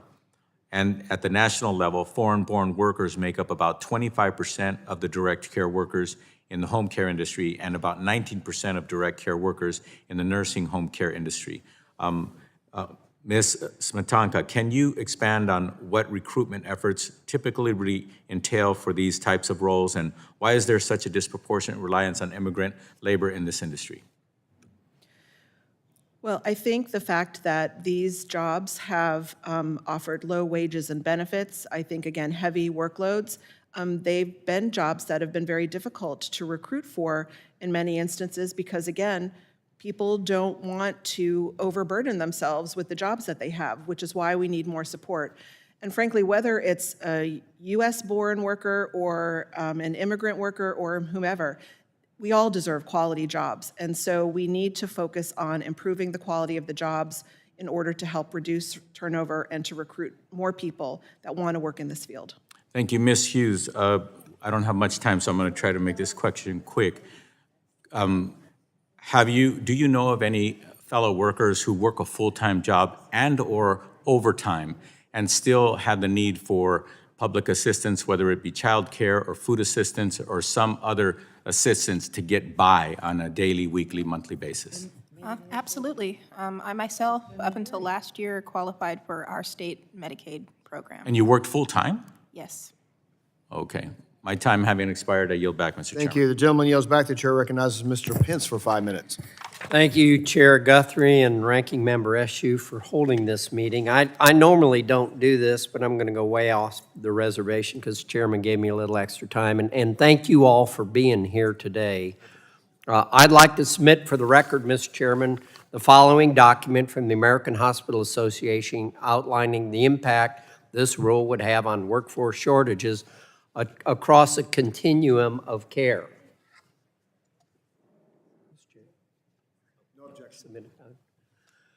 Highlighted in that proposed rule is the fact that according to the Bureau of Labor Statistics, there are roughly 236,000 fewer health care staff in nursing homes and other long care facilities compared to 3 years ago, which you all know, right? A report commissioned by the CMS analyzing a minimum nursing staffing requirement found that quality and safety thresholds could increase a modest 1 percentage point while costing between $1.5 to $6.8 billion to fully implement. The administration would provide $75 million for training, and that seems woefully inadequate. And as the ranking member said, it is all about the money. I understand that. And I have spent a lot of time on this. I led that letter. I appreciate everything you've done. As Kathy McMorris Rogers said, I have also cared for family in my home and had, when we got to the point we could no longer do that, even after trying to bring in help, we had to go to a Plan B. So I personally know what it's like. And then, as I mentioned in my opening statement, I'm on a community college that we're trying to train nurses, and we don't have enough teachers to train them, because being a traveling nurse pays $90 an hour. In Indiana University, you can't go that high on the scale. You can't pay somebody $4,000 a week to be a college professor, and 8 to 5 isn't quite as interesting as what many of the staff can do, flexible hours on their own. So here's a real simple question. I'm not going to get into the weeds on that, and I'm going to ask each one of you, starting with Ms. Schumann. Do you think there's enough staff out there to fill the shortages that the 236,000 people? Are there enough folks out there that are trained? Thank you, Representative. In my experience, they are not, and I would humbly request that we collaborate together to develop a workforce, because this problem is not going away. I agree. I do not think there's enough out there with regards to a workforce that's available, and we'll have to look at other areas, such as family members and other people, to be part of the workforce to care for people in their homes. I would have to disagree. I think that potentially there are. Like I said, in my line of work, we see plenty of people come in and then walk right back out because the job isn't what they thought it would be. That are trained. I want to Yes, be that are trained. understand. Okay. Absolutely. Okay. I think that more needs to be done to enhance training and recruitment, but I think that there are people out there that want to work in this field and want. Yeah. I'll kind of get to that, and I'm not trying to be pushy in the question, but are there trained staff out there now? That's really my question. Well, I would have to defer to Okay. my colleague, Ms. Okay. Hughes, to say if there actually are today. Okay. I do not believe, and I believe the data supports, that there are not enough people to be able to deliver all of the services that are needed. Forget about what anyone wants to do and increase the number of staff members. So real quick, is there adequate education institutes? Yes or no? No. We train, so I'm going to say yes. Okay, you do it yourself. Probably. Okay. Yes. I'm sorry, I didn't understand the question. Are there adequate education institutions to train the staff that's needed currently, and we know we have a deficit, or will be available to train the future need? No, not based on what's Okay. really needed. Thank you, Mr. Chair. I yield back. Gentleman yields back. Chair recognizes Dr. Reese for 5 minutes for questions. Thank you, Mr. Chairman. With an aging population in the United States, the importance of strong long-term care workforce and reliable long-term care facilities like nursing homes cannot be understated. Our seniors rely on these vital services for the care that they need to maintain a healthy quality of life. Many nursing homes struggle to hire, but more importantly, retain the number of registered nurses, RNs, and nurse aides, CNAs, needed to safely and appropriately care for all of their residents. When we look at why we are seeing this workforce shortage, two issues come to light. One is staffing levels, or nurse to resident ratios, and the pay rate for nurses and CNA. The nurse to resident ratio at many nursing homes is unsustainable. When nurses or nurse aides are responsible for caring for too many patients at once, staff all too often experience burnout, which leads to turnover. And mind you, oftentimes errors, medical errors. When burnout occurs, vulnerable residents can fall through the cracks because the nurse or nurse aide cannot be everywhere at once. And let's talk about another factor contributing to high turnover in a weakened long-term care workforce, and that's pay. CNAs do the grunt work and provide the hands-on care residents need for everyday tasks like bathing and using the restroom. This is difficult but essential work, but CNAs are paid low wages that lead them to look elsewhere in the job market. They are undervalued and underpaid, and this makes it difficult for facilities to retain staff. Ms. Hughes, you described in your testimony examples of the negative outcomes that occur for residents of long-term care facilities when nurses and nurse aides are tasked with caring for too many residents at once. What is your ideal patient resident to CNA ratio? Let's see, for our long-term care unit, we have about 60 residents. I think that we should never have fewer than 6 CNAs. That would be 10 residents per CNA. And we really need to have at least 3 nurses, and anything above that, So one nurse to 10 residents? 1 CNA. Yes, One CNA to 10 certified nurse. residents. How much is it now? That should be the maximum. How much is it now on average? On a very bad day, it could be twice. It could be twice 1 to that. You could 20? have 20 residents, and at nights, when we're short-staffed, you could have 30 residents. And if it's an absolute crisis, you're the only one there to take care of 60 people.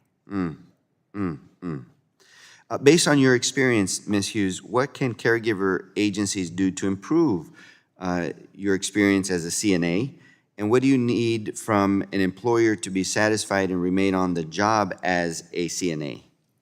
Well, if we're talking about, brand-new recruits, people who have taken the classes and have passed the test, I think that there should be a longer period of time for them to be trained. We sort of put people right on the floor, right out of the classes, and they may have never done any sort of work like this before. So there is a very steep learning curve, and I believe that that is responsible for our high turnover rate.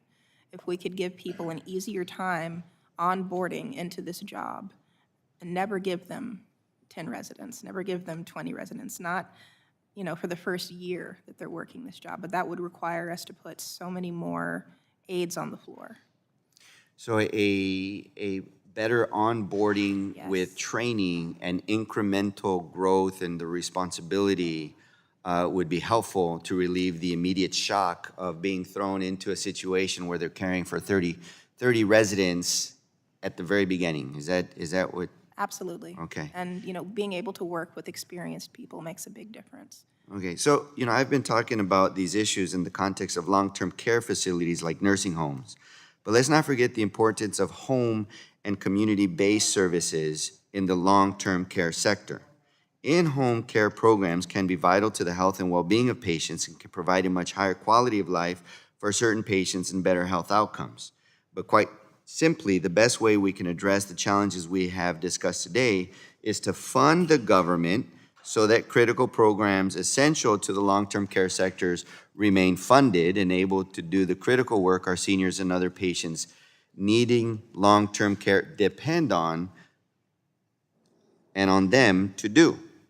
So we have a few days, and so I implore with my Republican Congress to let's get the job done and keep the government open so that everyday Americans can benefit. And with that, I yield back. Gentleman's time has expired. Before I call the next part, there is a vote on the floor. There's only one vote, so if you've seen some shuffling here, we've had some rotating. So we're gonna try to get people to go vote and come back so we can try to keep this going. So I know y'all have spent a lot of time here today, so we're trying to make that happen. I will recognize Dr. Harshberger for 5 minutes. Thank you, Mr. Chairman. Thank you, ladies, for being here. And I want you to know that I've heard from dozens of healthcare providers from East Tennessee about how these 2 proposed rules would be devastating to their ability to deliver and provide quality care to seniors, people with disabilities. And I and many of my colleagues recently signed on to letters to CMS and HHS urging those agencies to reconsider their approach to both the proposed 80/20 rule and the proposed minimum staffing mandate rule. And Mrs. Killingsworth, first I want to thank you for being here because you are an accomplished healthcare expert from the volunteer state, so thank you for coming up. I'm worried about the domino effects that these 2 rules will have together on access to care because for years it's been a priority for us to move patients from institutions into home and community-based settings. And so I guess my question is, can you speak on how the 80/20 pass-through rule may undermine home and community-based services and lead to increases in utilizing institutional care like nursing homes? Thank you, Congresswoman, for the question. It's such an important question. I think as a practical matter, the 80/20 rule will significantly increase the cost of home and community-based services and place increased demand on an already limited workforce supply. And when there are insufficient resources to be able to provide the supports that individuals need, insufficient providers, insufficient workforce, it means that individuals will have no choice but to look to the institutional benefit, which is a mandatory benefit, and therefore would be available to them. So I think it could very well have exactly the opposite effect that is intended. Add to that the fact that if the staffing rule goes into effect for nursing homes, and they are also competing to add additional staff on the nursing home side, which they already are, but it will drive up cost of those nursing facility services. Again, there's a workforce pool that everyone is sort of striving to draw from, and it will increase the demands on that workforce pool, and I'm afraid pull away from home and community-based services and into the institutional setting. I can see how that happens. My dad is 90 years old, and they take care of him at home. With hospice, even though he has a Parkinson's issue, and it is really difficult to get people just to come in and bathe him. Or, you know, it may be 2 times a week, but or 3 times a week, and it's cut back to 2. And, you know, that's where myself or my sister, somebody has to step in and help with that. Can you speak to what will happen if we require an enforcement of the nursing home staffing ratio at a time when there's a risk that this 80-20 rule could push more people into nursing homes? I think there are twofold challenges. One, obviously, is that we are going to see a number of nursing homes that are not able to comply with the rule, and could, quite frankly, put nursing homes out of business in an attempt to comply with the rule, again, at a time when there will also be additional strain on the home and community-based services system and potentially fewer providers to deliver services in people's homes, and therefore an increased demand. We're seeing increased demand already because of an aging demographic. Yes. This will sort of be a trifecta of challenges that will be untenable. Exactly, and I visited a number in my district nursing homes, and the staff ratio, the quality of care, you know, honestly, they love what they do. Just like Ms. Hughes said, they will take care of those patients, and you know, some of them have been there 20 years or more. And same way with the physicians taking care of those patients. But you know, you've got experience, I guess, considerable experience with TennCare. That's Tennessee's Medicaid program, and most recently, the TennCare 3 demonstration that allows Tennessee to participate in savings it achieves by managing the Medicaid program well that can be invested in certain state health programs so long as these quality metrics are achieved. Can you talk briefly in 36 seconds about Tennessee's experience and successes, particularly in LTSS, and how that informs your workforce recommendations? Thank you for the question. We've learned an awful lot about how if you let states really drive innovation, good things can be accomplished. In the first year of the TennCare 3 demonstration, there were hundreds of millions of dollars of savings that can be invested and are being invested in ways that increase access to services for people with intellectual and developmental disabilities, for maternal care, and for the first time ever, a comprehensive adult dental benefit. We have learned in long-term services and supports that there are more cost-effective ways of delivering services in the community, and a part of that really does include looking to workforce alternative solutions that allow people to both have more independence, but also allow those services to be delivered far more cost-effectively. Well, I know I'm out of time, and I will talk more to you. Ladies, thank you for being here today. Gentlelady yields back, and I recognize Ms. Kelly of Illinois for her 5 minutes of questioning. Thank you so much. I represent the 2nd Congressional District of Illinois, so the Chicagoland area. I'm urban, suburban, and rural. And my office has received outreach from various stakeholders. I've heard from the American Federation of State, County, and Municipal, and I've received outreach from long-term care facilities. And I think we can all agree that we should be rewarding care work, which is physically and emotional demanding work, as we've talked about. We should be rewarding workers whose job it is to take care of our most vulnerable population. And the low wages, difficult work conditions, and increasing workloads are contributing factors to the workforce crisis we're seeing across the long-term care industry. Is it Smetanka? Okay. In general, it seems like rural healthcare facilities face distinct problems, from volume issues to lack of access to advanced technologies. This country is in the midst of a workforce shortage, and this shortage is hitting rural areas especially hard. Are there federal programs that need to be reevaluated to help long-term care facilities improve the nursing workforce pipeline for rural communities? Thank you for the question, Congresswoman.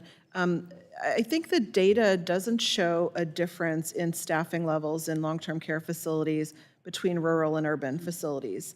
And so certainly maybe we need to look into that more closely as to why that is. But the data show that there's no meaningful difference between rural and urban facilities. I mean, certainly we need to take all of the steps that have been addressed here today with respect to focusing on the workforce, focusing in on turnover rates, focusing in on making these quality jobs to attract people into this field so that we do have a good pool of people to pull from and that will stay and work in long-term care facilities and as home care aides in order to provide services for individuals.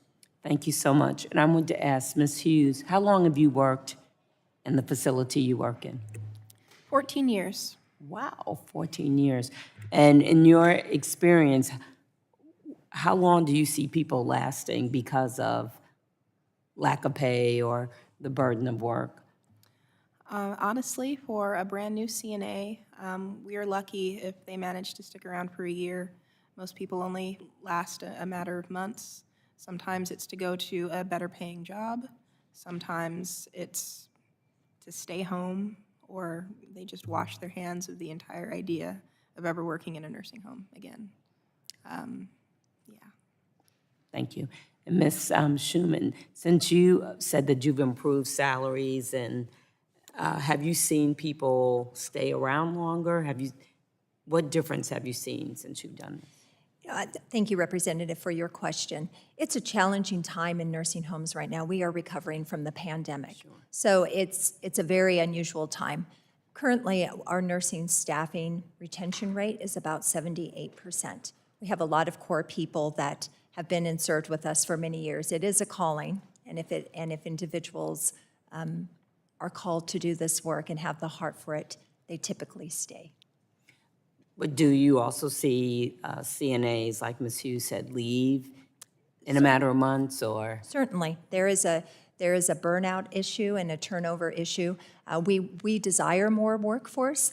That's not a concern of ours. We do desire to have more workforce, and we would appreciate any support and assistance we could get to build back a workforce. Thank you, and I yield back. Gentlelady yields back. Now recognize Mr. Joyce of Pennsylvania for his 5 minutes of questioning. Thank you, Mr. Chairman, and thank you for the witnesses for being here on an historic day, and thank you for your testimony and your work. Today's hearings puts into focus the undue burden that the Biden administration's proposed rules will place on long-term care as well as home and community-based services. As a doctor, I know that a one-size-fits-all approach to medicine and an unrealistic top-down mandate on long-term elder and palliative care is not the solution. And the care that our nation's most vulnerable populations rely on will be gravely impacted by these proposed regulations. Just last week, my colleagues and I wrote to Secretary Becerra and voiced our opposition to the staffing rule, a proposal that would limit access to care for seniors, cause mandatory increase in state Medicaid budgets, and could most consequentially lead to widespread nursing home closures.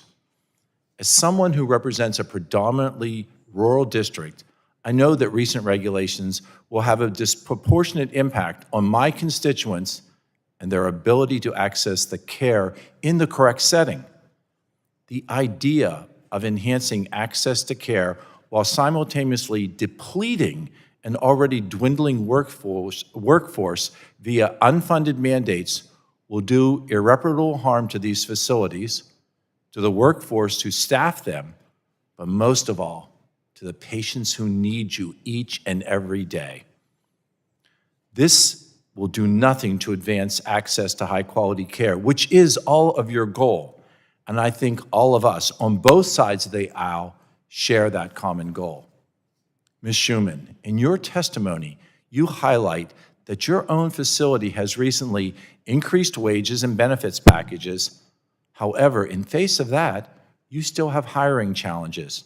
Can you explain how this administration's proposed role will impact your industry, your facility, and facilities that are situated in rural communities that I represent in central Pennsylvania?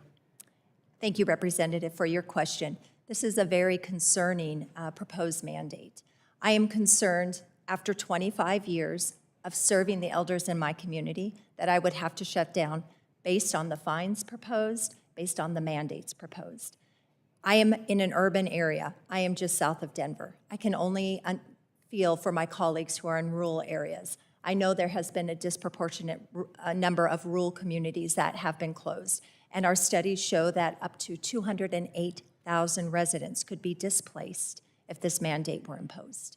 Over 200,000 patients displaced and a disproportional impact on rural communities. This proposed rule would have severe deficits to all the work that you do. It would impose something that would be unheralded and truly unreasonable for you to expect to work through. The proposed 80-20 rule could lead to reductions in HCBS care in Medicaid by as much as 30%. The Partnership for Medicaid Home-Based Care found that over 90% of providers would face challenges in serving rural populations and would cause cuts to clinical oversight, training, and non-direct care staff. Ms. Killough, is it fair to say that this new requirement could hurt access to care and cause providers to close or to reduce service areas? Absolutely. It would definitely have a disproportional impact on smaller providers, ethnic providers, who cannot meet the guidelines and be able to afford with all the other costs, administrative costs of operating these businesses. Ms. Killingsworth, is it possible that the impacts on state budgets will actually adversely impact access to care? Thank you for the question. Absolutely. States have limited levers available to maintain the expenditures within a state Medicaid budget. And so if additional payments are required to increase payments to providers to help ensure that they can comply with the regulations, then that would, of necessity, mean there would have to be cuts in either the populations who receive these services or the benefits that are available to them, unless states have unlimited resources to bring to the table, which they do not. And then you're absolutely correct. Those unlimited resources are not available. You previously managed long-term care services for a state. What flexibility did you have at the state level to try to manage some of these costs? What we did was really work with providers to try to come up with solutions that would support them with recruitment and retention efforts by bringing in expertise, by also helping them to begin to collect data to use in their workforce development efforts, and then by doing targeted rate increases that we were really doing in partnership with them that would allow them flexibility to be able to pay their workforce more. In any sense, could you see benefits from this proposed mandate? I think it is well-intentioned, but ill-conceived and most likely to have negative consequences. And those negative concepts, those negative consequences are why we convened. Mr. Chairman, my time has expired and I yield. Thank the gentleman for yielding back. Now recognize Ms. Barragan of California for her 5 minutes of questions. Thank you, Mr. Chair.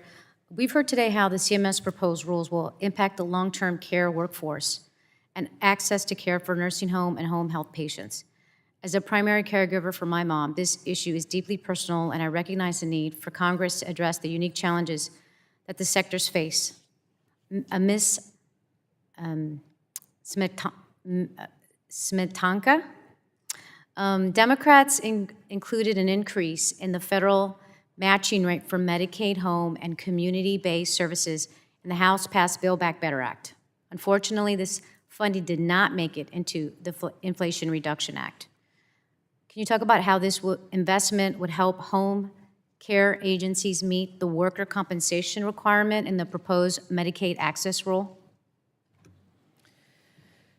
Additional resources certainly are necessary in home and community-based services, and expansion into the availability of those services is something that certainly we hear a lot from people. They want to stay at home. They want to receive services in a location of their choice. And frankly, there are a lot of people living in nursing homes today that could live in the community if appropriate supports were necessary for them. So by adding the resources as was proposed in the Build Back Better Act would take important steps forward in helping to provide some of those additional supports into the home and community-based services sector and increase the availability of services. Well, thank you. You know, I just the other day got an email that there is a waiting list again for the in-home care program. I know when my mom applied for it, she was on the waiting list for 6 months. And there are people who, as you said, would rather be in their home than go into a nursing home. And we know people like my mother who have Alzheimer's, who gets the one-on-one attention at home, would not get that into a nursing home. And the decline would be much quicker and much faster. So I see firsthand the importance of that funding and to see the difference in families who have that ability to be able to stay in their home. I want to follow up with you. California recently passed a minimum wage increase for healthcare workers. Give us your thoughts. Will a higher minimum wage attract new workers for both home health agencies and long-term care facilities, given we hear about the shortage? Higher minimum wage and increased wages is one of the factors that will help attract people to this field. And so by having an increased minimum wage, that would help benefit bringing people into this area and want to work more in these facilities. Great, thank you. Ms. Hughes, nursing homes with a high share of Hispanic or Black residents had higher rates of death during the COVID-19 pandemic. While patients of color are more likely to have pre-existing conditions that put them at higher risk, they're also more likely to be in facilities that are chronically understaffed.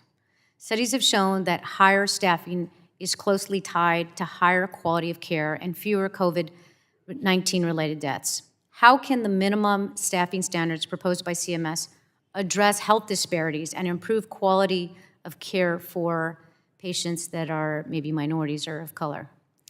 Thank you for that question. I think that setting a federal minimum floor that you can't go below would do a lot to fix this problem. The quality of care that you receive wouldn't be based on your zip code anymore. And I think that that speaks to the point you were trying to make. If you live in an area that is poor, that doesn't have good Medicaid reimbursement rates, and you work in a long-term care setting, there's going to be less money available to go to wages to pay for workers. Setting this floor will go a long way to fixing that. So Democrats have continuously fought for funding to provide training and increase compensation for healthcare workers, Ms. Hughes. With the minimum staffing proposed rule, CMS announced a campaign to support staffing in nursing, including $75 million in financial incentives through scholarships and tuition reimbursement.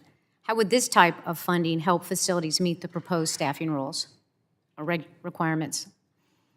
I hope that it would help at all. I work in a town where the largest employer is a university. We have a large population of students, and I see plenty of them come through and choose not to stay. With increases in wages and maybe loan forgiveness, more of them may come in and actually stay and look at it as a good job and a real career. Great, thank you. With that, my time has expired and I yield back. Gentlelady yields back. Now recognize Ms. Miller Meeks of Iowa for her 5 minutes of questioning. Thank you, Mr. Chairman. I thank you to the witnesses for testifying before the subcommittee today. Unlike probably most members of our august committee, I actually volunteered in nursing homes, volunteered in mental health hospitals, was a student nurse prior to becoming a nurse, then continued to do nursing while I was putting myself through medical school. So it's an issue I might know just a little bit about. My district that I serve in Iowa also happens to be a rural district, although we have urban areas as well. CMS's recent Medicaid access rule included a proposal that would require states to spend at least 80% of all Medicaid home and community-based service dollars on direct care workers. Many states have expressed concern with this rule, primarily with CMS's decision not to permit exceptions to the 80% threshold. This will likely impact two groups: small and new providers compared to large established providers, and rural and frontier providers who often have fewer options to optimize administrative costs and higher cost of recruiting and maintaining staff. This is a major concern for rural states like Iowa.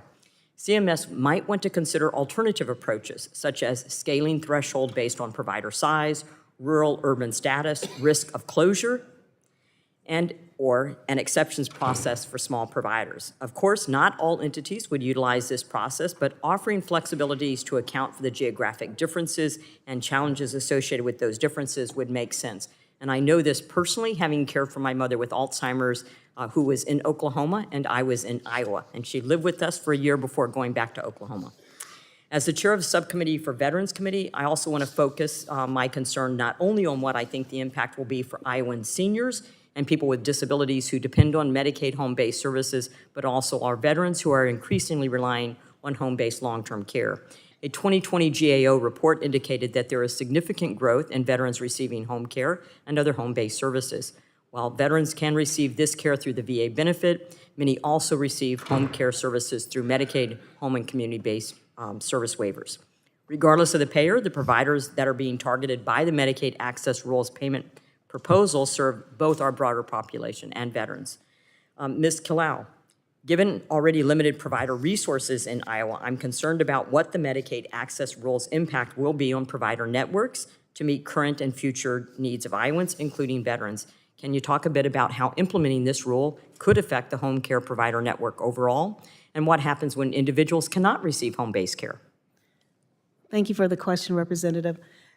You touched on it. First of all, you know exactly what the issue is. If they do not have the adequate, first of all, rates to pay, they need the funding. If the 80% rule goes through as written, that means providers will close or they will not open up, and we need the expansion to deal with the growing population. And so we will have issues, and clients will not be able to receive care ultimately and maybe turn to a nursing home setting. Which is much higher cost. Absolutely. Ms. Schumann, to meet the proposed staffing levels, nursing facilities would need to hire an additional 1,417 direct care staff or reduce resident count by 2,559, or 13% in Iowa. However, such workers are not readily available, and that's regardless of pay. And recruiting and retaining them would significantly drive up costs for all healthcare providers. I will also note that 17 nursing facilities in Iowa closed in 2022, 15 of which were in rural communities. Can you please discuss the impact of the current healthcare workforce deficit and how the proposed staffing ratio would influence that impact, not only in the nursing home setting, but across the care continuum? Thank you, Representative. I think you mentioned it well, that it would drive up costs. And currently in my state, we had a proposed Medicaid rate to go in effect of July 1st, and we have yet to receive the dollars from that because the proposal and the approval is on CMS's desk waiting for approval. It's a very complex system and a very complex process. Access to care will become an issue. People will either have to limit the admissions into their communities or they will shut down. And as you mentioned, rural communities are disproportionately impacted, and underserved communities are also disproportionately impacted. Dr. Miller makes yields back. The chair recognizes Dr. Bouchon for 5 minutes for questions. Thank you, Mr. Chairman. I appreciate the opportunity today to discuss proposals by the Biden administration to implement staffing ratios and other requirements at nursing homes across the country. I was a physician before I was in Congress, cardiac surgeon, and I understand how crucial it is that we provide patients access to quality health care. I recognize that facilities can only provide quality care if they have quality staff, and I have no doubt that most facilities would benefit from additional set of hands. But this has been a chronic problem for a long time. Here's the problem. Our healthcare system is facing a critical nursing shortage. So it's a rock and a hard place here with this rule. Even prior to COVID, projections suggested an impending national shortage of RNs, and things only got worse during the pandemic. My home state of Indiana has about 44,300 job openings for nurses as we speak every year, and is currently projected to need an additional 5,000 nurses by 2031. That's before any of these staffing ratio proposals are implemented. But rather than focusing on growing a sustainable workforce, The administration has passed down a staffing mandate which could force facilities to cut services or shut down entirely. When they are unable to comply, there's just nobody out there to hire. This would leave patients and their families hanging in the balance, particularly in rural areas like the one that I serve, the district I serve. Ms. Hughes, I have to agree with the statements in your testimony that it's beyond frustrating when people who sit behind a desk all day dictate staffing needs. But that's exactly what happened when CMS issued these proposals. This staffing mandate will exacerbate rather than alleviate existing staffing challenges. Providers in Indiana and throughout the United States will be unable to meet the staffing requirement, which will threaten patient access to care. Again, there's a nursing shortage. I described how short we are in Indiana. I think all of us want to provide, as much care and for the safety and medical care of our clients, our patients. But a top-down mandate isn't the way to go. Many of you have described this workforce challenge. Ms.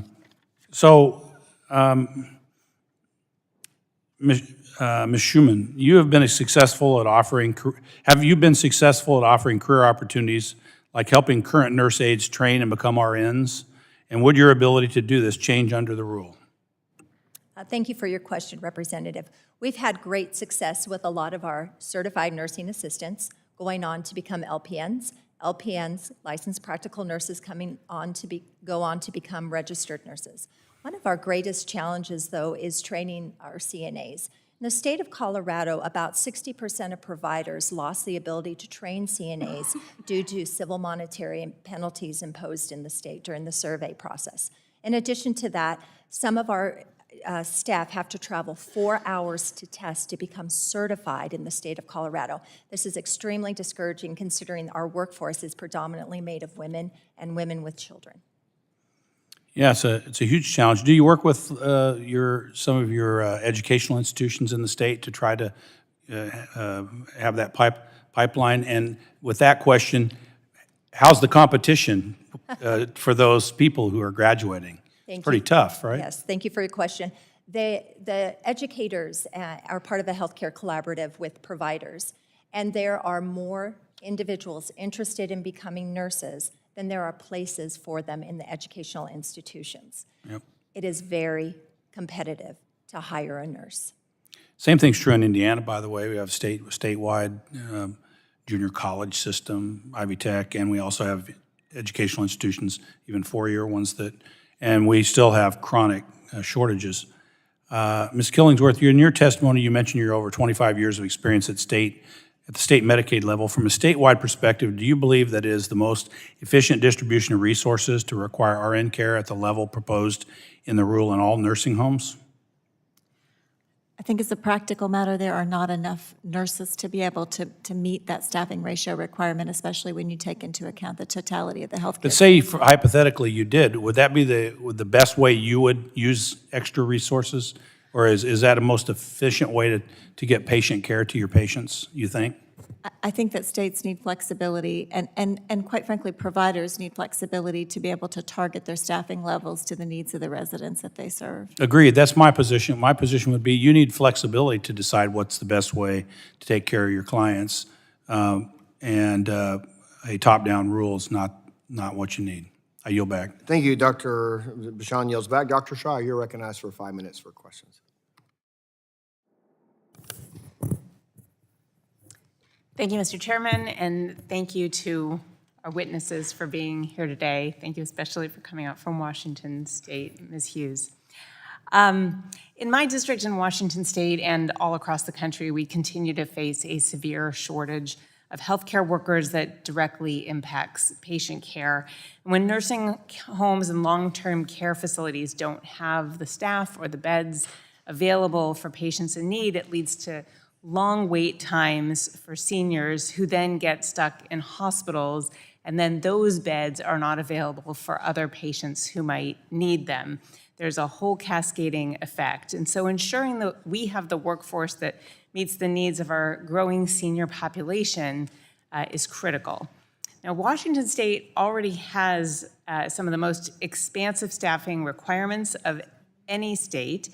They include some key differences from the CMS proposals, and an analysis from the Kaiser Family Foundation found that just under half of Washington nursing facilities, 49%, would currently meet the required RN and nurse aide minimum standards. So our state is already trying to address some of these concerns around proper staffing levels and adequate patient care, and it remains a challenge.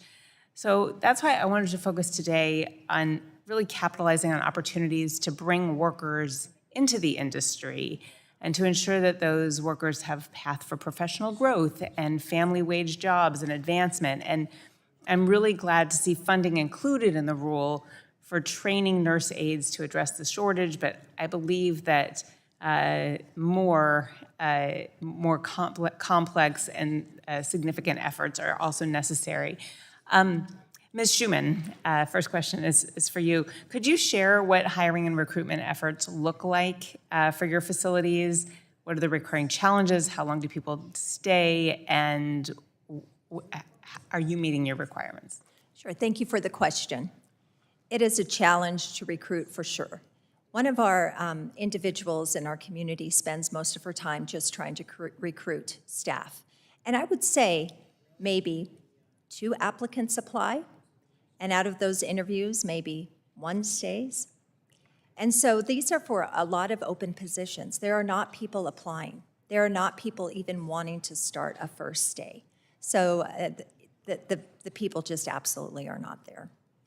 And we hear those things from other employers as well. And I would say that this particular line of work is a very difficult, challenging line of work. And when the pay does not match the skills and love and care required to do that job, people will look elsewhere. Ms. Hughes, thank you for being here and speaking directly to the experience of CNAs in Washington. In your testimony, you mentioned the downward spiral that low staffing levels lead to, especially when it comes to staff retention. And I was wondering how the federal government can be better at addressing the recruitment and hiring needs of these facilities in order to grow the pipeline of nursing staff who will take care of our loved ones. I think that definitely reaching out to local community colleges, reaching out to people that are in my union, and making sure that, you know, everyone who wants a union has a pathway and a right to get to one. When I talk to these, you know, younger caregivers out there, they are full of so much passion and drive, but they are not willing to put up with poor conditions on the job. Understandable. Yes, absolutely. And our state has been leading in unionizing, and I know it's not directly applicable here, but home health care workers have a union in Washington state.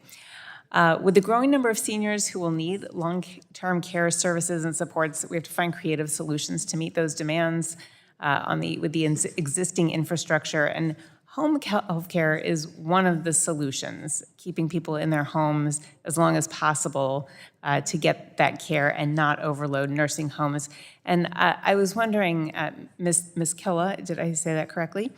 How can home health care help to ease the burden on nursing homes and long-term care facilities? Well, we have the certain same nursing home level of care need for people to stay in their homes, and they want to live in their home. So it gives them choice, and it gives them the ability to live in their home with dignity and provide that assistance. So without adequate workforce, that would not be available to them. And I am out of time, but perhaps you could submit an answer to the question of financially and logistically, which becomes a more affordable and sensible option on a broad scale. Thank you for... We'll be happy to. Thank you. Thank you. I yield back. Thank you. The gentlelady, doctor yields back. The chair will recognize Mr. Griffith for 5 minutes for questions. Thank you very much, Mr. Chairman. I want to thank all of you for being here today. This is an important issue, and while I don't think that the current rule will help matters, I think it will make it worse. That being said, we have to work together, as I believe the ranking member said, to find out solutions. This is not just about bashing one administration or another. It's about trying to find answers together. So I'm going to start with you, Ms. Killough. In your testimony, you cite that the Clinton administration filed a brief in a Ninth Circuit court case regarding state Medicaid agencies and payment rates. That brief submitted by the Solicitor General claims that the purpose of Section 1902A30A of the Social Security Act was to give states wide discretion to set Medicaid payments that are consistent with efficiency, economy, and access to quality care, and that the Secretary does not dictate what level of payments would be sufficient to provide for equal access to such care and services, nor does the Secretary require the states to adopt any particular procedure or methodology for determining whether payments are necessary to meet the general criteria in the statute. All that was a quote. Now, Section 1902A30A, also known as, they always confuse you. You got the code section, and then you have the statutory section that are not always the same, but it's the same section of the law, 42 U.S.C. 1396A, 30A, states that state Medicaid plans must ensure that provider payments are, quote, consistent with efficiency, economy, and quality of care, and are sufficient to enlist enough providers, end quote. Do you think what CMS is doing with these rules or with this rule violates what the law states and what the law intends? Putting your lawyer hat on. Absolutely. Nothing in what CMS is doing is going to allow for making sure states have the discretion to provide that. Right. And as many have said, the intent may be good, or what they're trying to do, because we need more workers. As Dr. Bouchon pointed out, we need more people getting their RNs. We need to go forward. We also need to look at other things. I was really intrigued with your testimony, Ms. Killingsworth, on technology and using technology and maybe trying to look outside the box. And that triggered, even though I have a whole list of questions here that we worked on ahead of time, it triggered a thought in my mind. And so I went and got them to pull out one of the last code sections I ever got when I was a member of the Virginia House of Delegates was to change zoning laws in Virginia so that we could put temporary family health care structures on property. So we waived all the zoning laws. If you meet the criteria and you've got somebody that needs help and you want to put, I hate to say it, but the Washington Post dubbed it as a granny pod, but it's a medical health facility, basically a small home in the back on your lot, waived all the local zoning rules if you're meeting this, and it has to be there temporarily. You can't leave it there permanently. Do you think something like that would help in alleviating some of the concerns? Because you can be with family members, as Ms. Barragon was saying, she's giving care to one of her parents who's got some Alzheimer issues. Do you think that might be helpful as one of the ways to figure out things outside the box as opposed to putting strict requirements on 80-20 for, 80% of the money coming from Medicaid has to go to the worker? Thank you so much for the question. I do think there's a range of technologies, including the one that you spoke about, that would provide access to more cost-effective ways of supporting people where family caregivers can be involved, and you can leverage technology to also provide some of the supports that individuals need, and then really target those limited workforce resources in ways that better use those resources as well as the overall program resources. And Ms. Killough, and this may not be your field, so just say so if it isn't, but does the rules currently allow for any reimbursement for such a structure to be placed in the backyard of somebody's home? I don't believe so, but it brings to mind that creativity is placed within states to have the opportunity to build such programs, and they should be given the freedom to do so. Yeah, I had less than 10% of the people that I have now that I represent in a much smaller area, and somebody just walked into my office one day and said, I got this idea. And the next thing you know, it's the law. Ms. Smetanka, what do you think? Is this something that would help? Well, I certainly think that we should look at whole range of solutions and creative solutions to meeting the care needs for our individuals. But we need some basic care levels and basic standards. Wouldn't it help if there was a little bit of Medicaid money that would help people stay at least with their loved ones, even if they have to be put into a facility that's just outside the back door? Certainly, we need to look at how Medicaid dollars are currently being spent right now and look at how they can actually meet the Figure out how we can use the same money more creatively.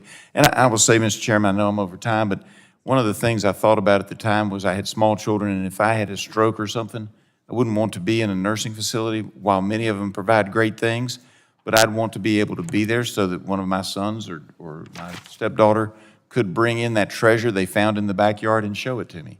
And so it's not just for the elderly, it's also for people that may have had something debilitating like that. I yield back. Thank you. The gentleman yields back. Chair recognizes Mr. Carter for 5 minutes for question. Thank you, Mr. Chairman, and thank all of you for being here. I don't know this for certain, but I suspect that there's not another member of Congress who has the experience that I have in nursing homes. You see, I was a consultant pharmacist in nursing homes, so I spent hours on end in nurses' stations, going over patients' chart, making drug recommendations for those patients. And I've witnessed firsthand the work.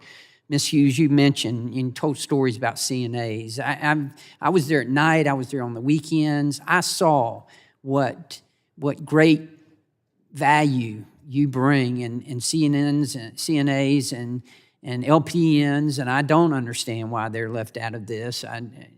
That baffles me, but I just want you to know how much I appreciate the work that you do. This is more than just work. This is a calling. And just as I feel like I've been called to serve here in Congress, I feel like people who work in nursing homes, it's more than just the money. And money's important. There's no question about that. But it is extremely important. And you know, Ms. Hughes, you mentioned about good days and bad days. And I can take it one step further. I've seen nursing homes, I'd walk in the morning and they'd be great, clean and everything's great in just a couple of hours. When you've got that many people together, particularly this patient population, it could just fall apart. And all of a sudden there's just, you know, the smell of urine throughout the facility and just trash everywhere. And it's not anyone's fault. It's just the way that it is in the nursing home situation. So again, I want you to know how much I appreciate it. Ms. Schumann, you said that these are compassionate and selfless people, and you're right, they are. And they deserve this. What they do for these patients is extremely important. You also mentioned, Ms. Schumann, some of the things that we might be able to do, like student loan forgiveness, in order to attract attract people to the facilities and employees. And I wanted you to elaborate on some of the things you feel like we can do to get more people involved in this, because it really is a calling and really is necessary. Thank you, Representative, for your question. Yes, student loan forgiveness would be amazing. The cost of becoming a licensed practical nurse or a registered nurse is astronomical. Pass-through tax credits that go to individuals who choose to work in our profession would go directly to them on their tax returns would be amazing. I just also want to point out that currently there are over thousands of foreign-born nurses who have the appropriate visas to enter the country, who have not yet been interviewed to enter the country. That would provide us immediate relief as well. That's great. Thank you for mentioning that as well. Ms. Hughes, do you have any idea, any suggestions on what we could do to attract more people into this? I mean, look, this is, when you say selfless, this is selfless. I mean, I've seen it. I've been there hours on end, and I know what you do, and I don't know what it would take, you know, to attract more people to doing this type of work. Well, when it comes to the credentials, maybe having portable credentials. People come from out of state who've been doing this job forever, but essentially have to start all over, take the class, take the certification test to be able to walk into a nursing home and do the work that they've been doing for 20 years. Sure. So, sure. you know, making that a little bit easier would go a long way. But just doing whatever we can to improve the conditions in the home. The number one thing that I hear from people is that, you know, they're being given too many residents at a given time to do a good job. Well, I want you to know that I think that these policies that are being promulgated here and being proposed are horrible. This is going to lead to nursing homes closing. In fact, almost 80% of facilities would be forced to close if this went through.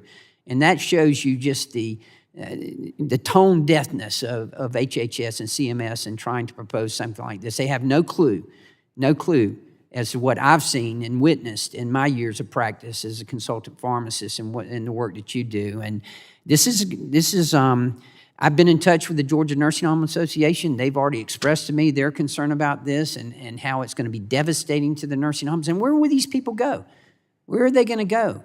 I mean, the number one reason that a lot of them are in nursing homes to begin with is medication administration, because they need help in administering their medications and getting their properly like they should be. So that is something that we have to keep in mind as well. But I'm glad I had the opportunity to ask you questions and to be able to speak to you, because I want you to know how much I appreciate everything that y'all do. This is truly something that I have for years admired, and thank you all for being here today.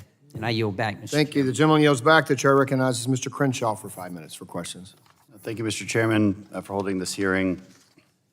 I think it's worth noting we all agree that there's a serious problem in workforce shortages, and that our nurses work an impossible job, and especially in these long-term care facilities. It's an extremely difficult job, so it's no wonder that's extremely difficult to find the people who want to do it. But I'm surprised anyone thinks that this solution would somehow create more of these wonderful people that we need so much of. You can create a mandate to create more nurses. It doesn't mean we can write a law that says there'll be 75,000 more nurses. It will not create 75,000 more nurses. It's just not how laws work, and it's not how nurses work. It's not how a labor market works. They don't just arrive. And there's a strange kind of philosophical assumption with a mandate. It assumes that nursing homes are purposefully not hiring nurses. That is the factual assumption being made when you're offering a mandate. You're saying you are not hiring nurses, and you should be. Okay, is that, who owns a nursing home? Is that true? We desire to hire more nurses, Representative. Okay, so you already desire to hire more nurses. They're not there. What if you, I mean, could you what's a reasonable amount you could raise your salaries to, and they still, would it make them exist? No, not under the current reimbursement system. We could not raise them to. Yeah. So these are just facts of economics. Like the people just aren't there. So these are economic facts, and it's important to note that we're bypassing basic factual analysis. Okay. But we do agree that there's a problem, and that we want better care. We want nurses not to be burned out, and the only way to really do that is to have more of them. And so there's a bunch of solutions we should be talking about to do just that. Ms. Schumann, I'm really, so that's the mandate on nurses. Then there's this other interesting rule on the 80-20 rule. I am dying to understand how that would even be implemented, and it's a complex business. Any nursing, any facility is a very complex business. This 80-20 rule, how would that be implemented? Do you guys have any idea? So I am a skilled nursing provider, not a home health provider. So fortunately, that's not one of the issues we're dealing with. We are dealing with the workforce shortage, and we are requesting collaboration to help build back the workforce. Maybe you could, yeah. I'll be happy to answer that, because I don't know how it would be implemented. First of all, it doesn't give guidelines on implementation. It would fall upon the states to come up with how they would collect that data. And it doesn't really describe what the 80% or the 20% would consist of, or what you can count towards the 80%. So it'd be very difficult to implement. Any background on where 80-20 even came from? Was it just arbitrary? What happens if you're 75-25? Like, are you put out of business? Any guidance from CMS on that?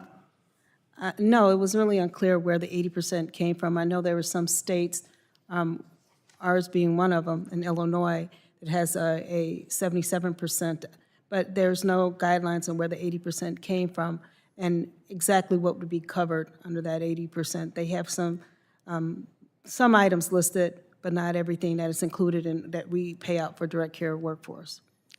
Yeah, it feels very arbitrary, you know, and I don't know whose great idea Ferry was flying around at the time.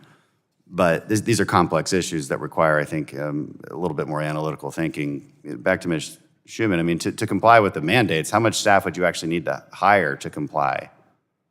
And how does that compare to your hiring rate currently? Sure. So unfortunately, one of the challenges with the staffing mandate, it views everything on a daily basis.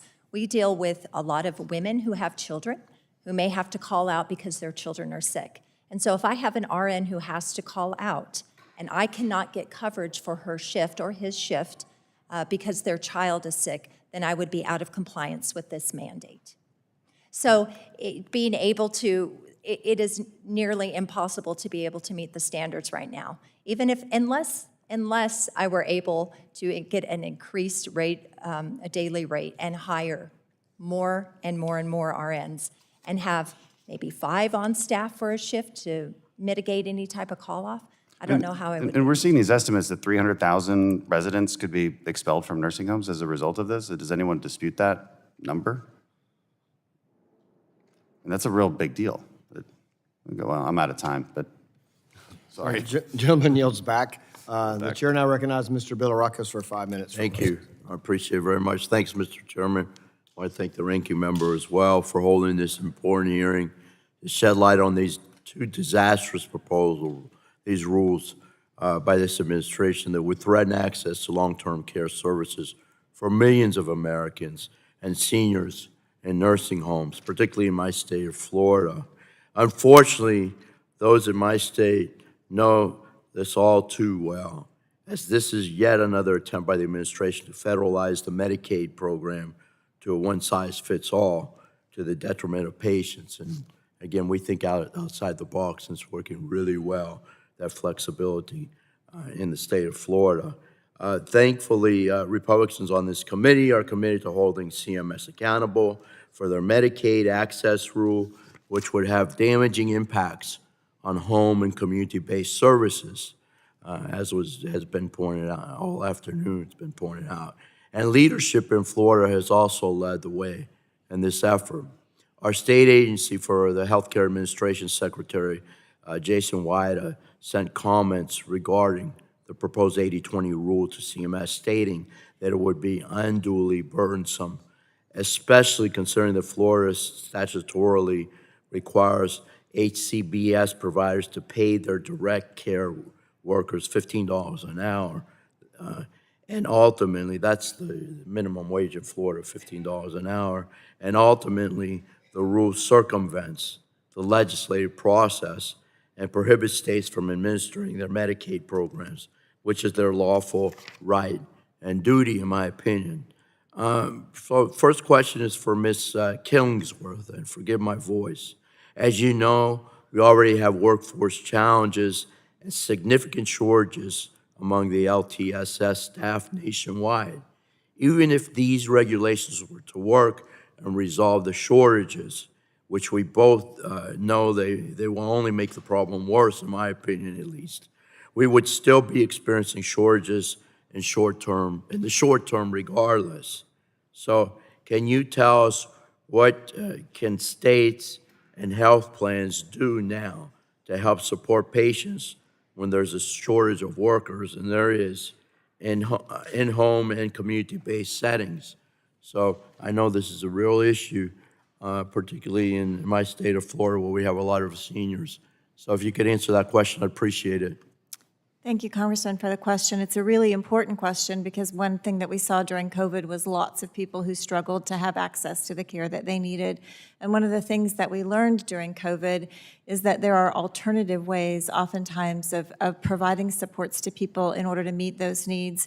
Earlier, it was mentioned that one of the primary reasons people go into nursing homes is because of medication administration, and yet across the market, there are an array of very simple to incredibly complex medication management systems that allow people who have issues with medication to be able to manage those medications safely at home. And that could well mean the difference between whether someone is able to stay at home safely or go into a nursing home. That's just one example of a continuum of assistive devices that are now available to people that weren't available a couple of decades ago, that will never fully replace the need for in-person assistance, but oftentimes can give people back tremendous levels of independence in their lives, and then really be able to target that workforce much more efficiently. It's a good example. I appreciate it. I know there are many examples when you think outside the box, like Florida does. So, Ms. Killough, do you agree with what Ms. Killingsworth said, and can you elaborate on these thoughts? Beyond getting rid of this harmful 80-20 requirement, what are things that we can do instead to help support the HCBS workforce now rather than worsen things? And again, if we put our heads together, we can come up with creative ways. I know there's a path there. So if you could answer that question, do you agree with Mrs. Killough? Yes, I absolutely agree with her. And I do think we have to think outside the box. Again, during the pandemic, it forced us to think outside the box, and we were able to do a lot of things with some additional allowances from CMS at that time. I also believe recognizing legally responsible individuals to work, family members to help work for this workforce. They were excluded and unable to work except for during the pandemic. I know we're requesting that in our state waiver. But allowing those individuals to be paid and worked in the home will help assist this shortage also. Absolutely, and it'll save money in the long run as well. So Yes. we appreciate, but again, increasing the loved one's quality of life, so very important. Thank you. I yield back. The gentleman yields back. That concludes all members of the subcommittee, so we're now going to move to waive on. So we have members of the full committee that have waived on. Mr. Duncan, you're now recognized for 5 minutes for questions. Thanks for your patience and participating in the hearing. Thank you, Mr. Chairman. And as you ladies heard, I'm not even on this subcommittee. This is an important issue to me because I have nursing homes and long care facilities in my district. Signed on to a letter October 20th to Secretary Becerra. And in there's a labor statistic from the Bureau of Labor Statistics.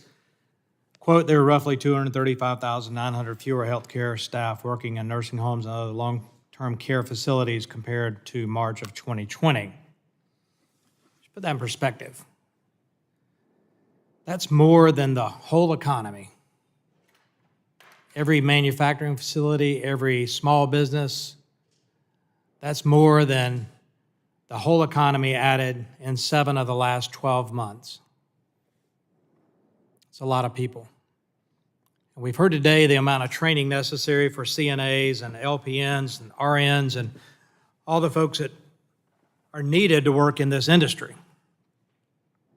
Once again, though, we see the Biden administration weaponizing HHS and CMS and choosing politics and labor unions over providers and patients to continue their crippling and burdensome regulations, and that's what it is to the long-term care facility business. Their new victim is our nation's seniors and those with disabilities. I've spoken to constituents in my district who operate long-term care facilities, and they've expressed hardships that they have not only faced from global pandemic, but also trying to comply with overregulation. When I was running for Congress, I visited with one of them. They showed me a binder that was about like this that 10 years earlier, the regulations they had to comply with. Then he pulled out in 2010 a number of binders, probably stacked this high if I remember right, of regulations that they had to comply with at that point. So these facilities offer critical care for our seniors. They offer ease of travel for families to be near their loved ones because of where they're located, especially in rural areas like mine. But because of unfunded staffing mandates for these facilities, they're at risk of closing those facilities, closing their doors, and leaving our most vulnerable with very limited options. Hundreds of people unemployed, thousands of people unemployed, and families facing with what to do next with both their loved ones that are at the senior level that need that care, but also those with disabilities. So I want to thank you all for being here. It's been an interesting hearing. I've tried to listen and take in that information. My question is for Ms. Schumann. Are there ratios that long-term care facilities have to comply with, the number of CNAs for the number of patients, or number of maybe higher than CNA, RN, LPNs to the number of patients in the facility? So currently, our state does have a mandate of 2.0, and also there's sufficient staffing. What this does is that's the federal mandate, sufficient staffing. What that does is it allows for individualization of the staffing patterns you may need. Let me ask, if the facility doesn't meet that ratio, what happens when CMS comes in, or CMS's inspectors, whether it's regional or local DHEC in South Carolina, comes in and inspects? What happens? The proposed mandate would implement fines. Current mandate implements fines, correct? The current state mandate, you would receive a state citation. They get a ding. Yeah, but More citations end up adding up to more fines later. If the state surveyors decided that you did not have sufficient staffing levels, you would be cited for sufficient staffing levels. And a lot of times, these long-term care facilities, Mr. Chairman, end up paying the fine versus fighting it. It's almost extortion by CMS. But how are long-term care facilities, Ms. Schumann, supposed to comply with this type of requirement when the workforce isn't available? This question's been asked numerous times. CMS has no vehicle to fund this mandate. How are you going to comply? I am very concerned that myself and a lot of my other providers will not be able to meet this mandate, and we will be forced to shut down. How long is the training for a CNA? In our community, when we offer CNA classes, it's 2 weeks of classroom plus a week of clinicals, and then they shadow on providing direct care with another care worker. For how long do they shadow? It's typically about currently 4 months, and that's about how long it takes for them to be licensed within the state of Colorado. In the past, they could become licensed sooner. We visit with them if they need more support before they worked on their own. Registered nursing programs are 4 years, and then they have clinical on top of that? So an RN, you can get an associate's RN in 2 years. You can get a bachelor's RN in 4 years. Mr. Chairman, it's obvious with the shortages that we talked about, the shortages we pointed to in the letter to Chairman Bercia, Secretary Bercia, and Becerra, and what we've heard here today, there's a huge labor shortage. Thank you for having this hearing. Thanks to the witnesses for pointing out the challenges they face. I know the nurses and the CNAs and everybody who works in this want better hours. They want better pay. But how do you do that when facilities are looking to close their doors if they have to comply with these very costly mandates? So thanks for letting me go over, and with that, I yield back. Thank you. Thank you. The gentleman yields back. The ranking member has asked for 2 minutes to close. Thank you. Thank you, Mr. Chairman. I think it's... consent to let you do it. I didn't object. You're going to object? No, I'm not going to object. I'm joking. No, you wouldn't object. You're too nice. I want to thank the witnesses again. This has been a long afternoon, and you had to deal with the anxiety of whether this hearing would actually take place. Witnesses are very, very important to us in our work, and your testimony today is so important for the record and the patience of the people that are here in the audience. I think that because there's something that has been repeated over and over and over and over again today, and we have shortages in just about everything in the country today. It's not the only, but that's not an excuse. But this is an issue that has been around as far back as 1986, where the National Academy of Medicine called for a minimum staffing standard. 1986. 1999, Senate Special Committee of Aging led a series of hearings on the need for the increase of staffing that led to the 2001 CMS report. That was 1999. That's a quarter, 2.5 decades ago, or almost 2.5 decades ago. In 2022, the National Academies again call for an increase of staffing in our country. There was a 10% increase to the HCBS in the American Rescue Plan. My Republican colleagues all voted against it. I know that during the previous administration, there was massive deregulation of the nursing home industry, including eliminating infection control. One of the members mentioned walking into a nursing home and the smell of urine. Well, you know what? If you don't have enough people taking care of the people that we all say we love, we admire, they've given so much, their lives are a story, each one, a beautiful story of the contributions they've made to our country. This is not to damn an industry. This is about improving things.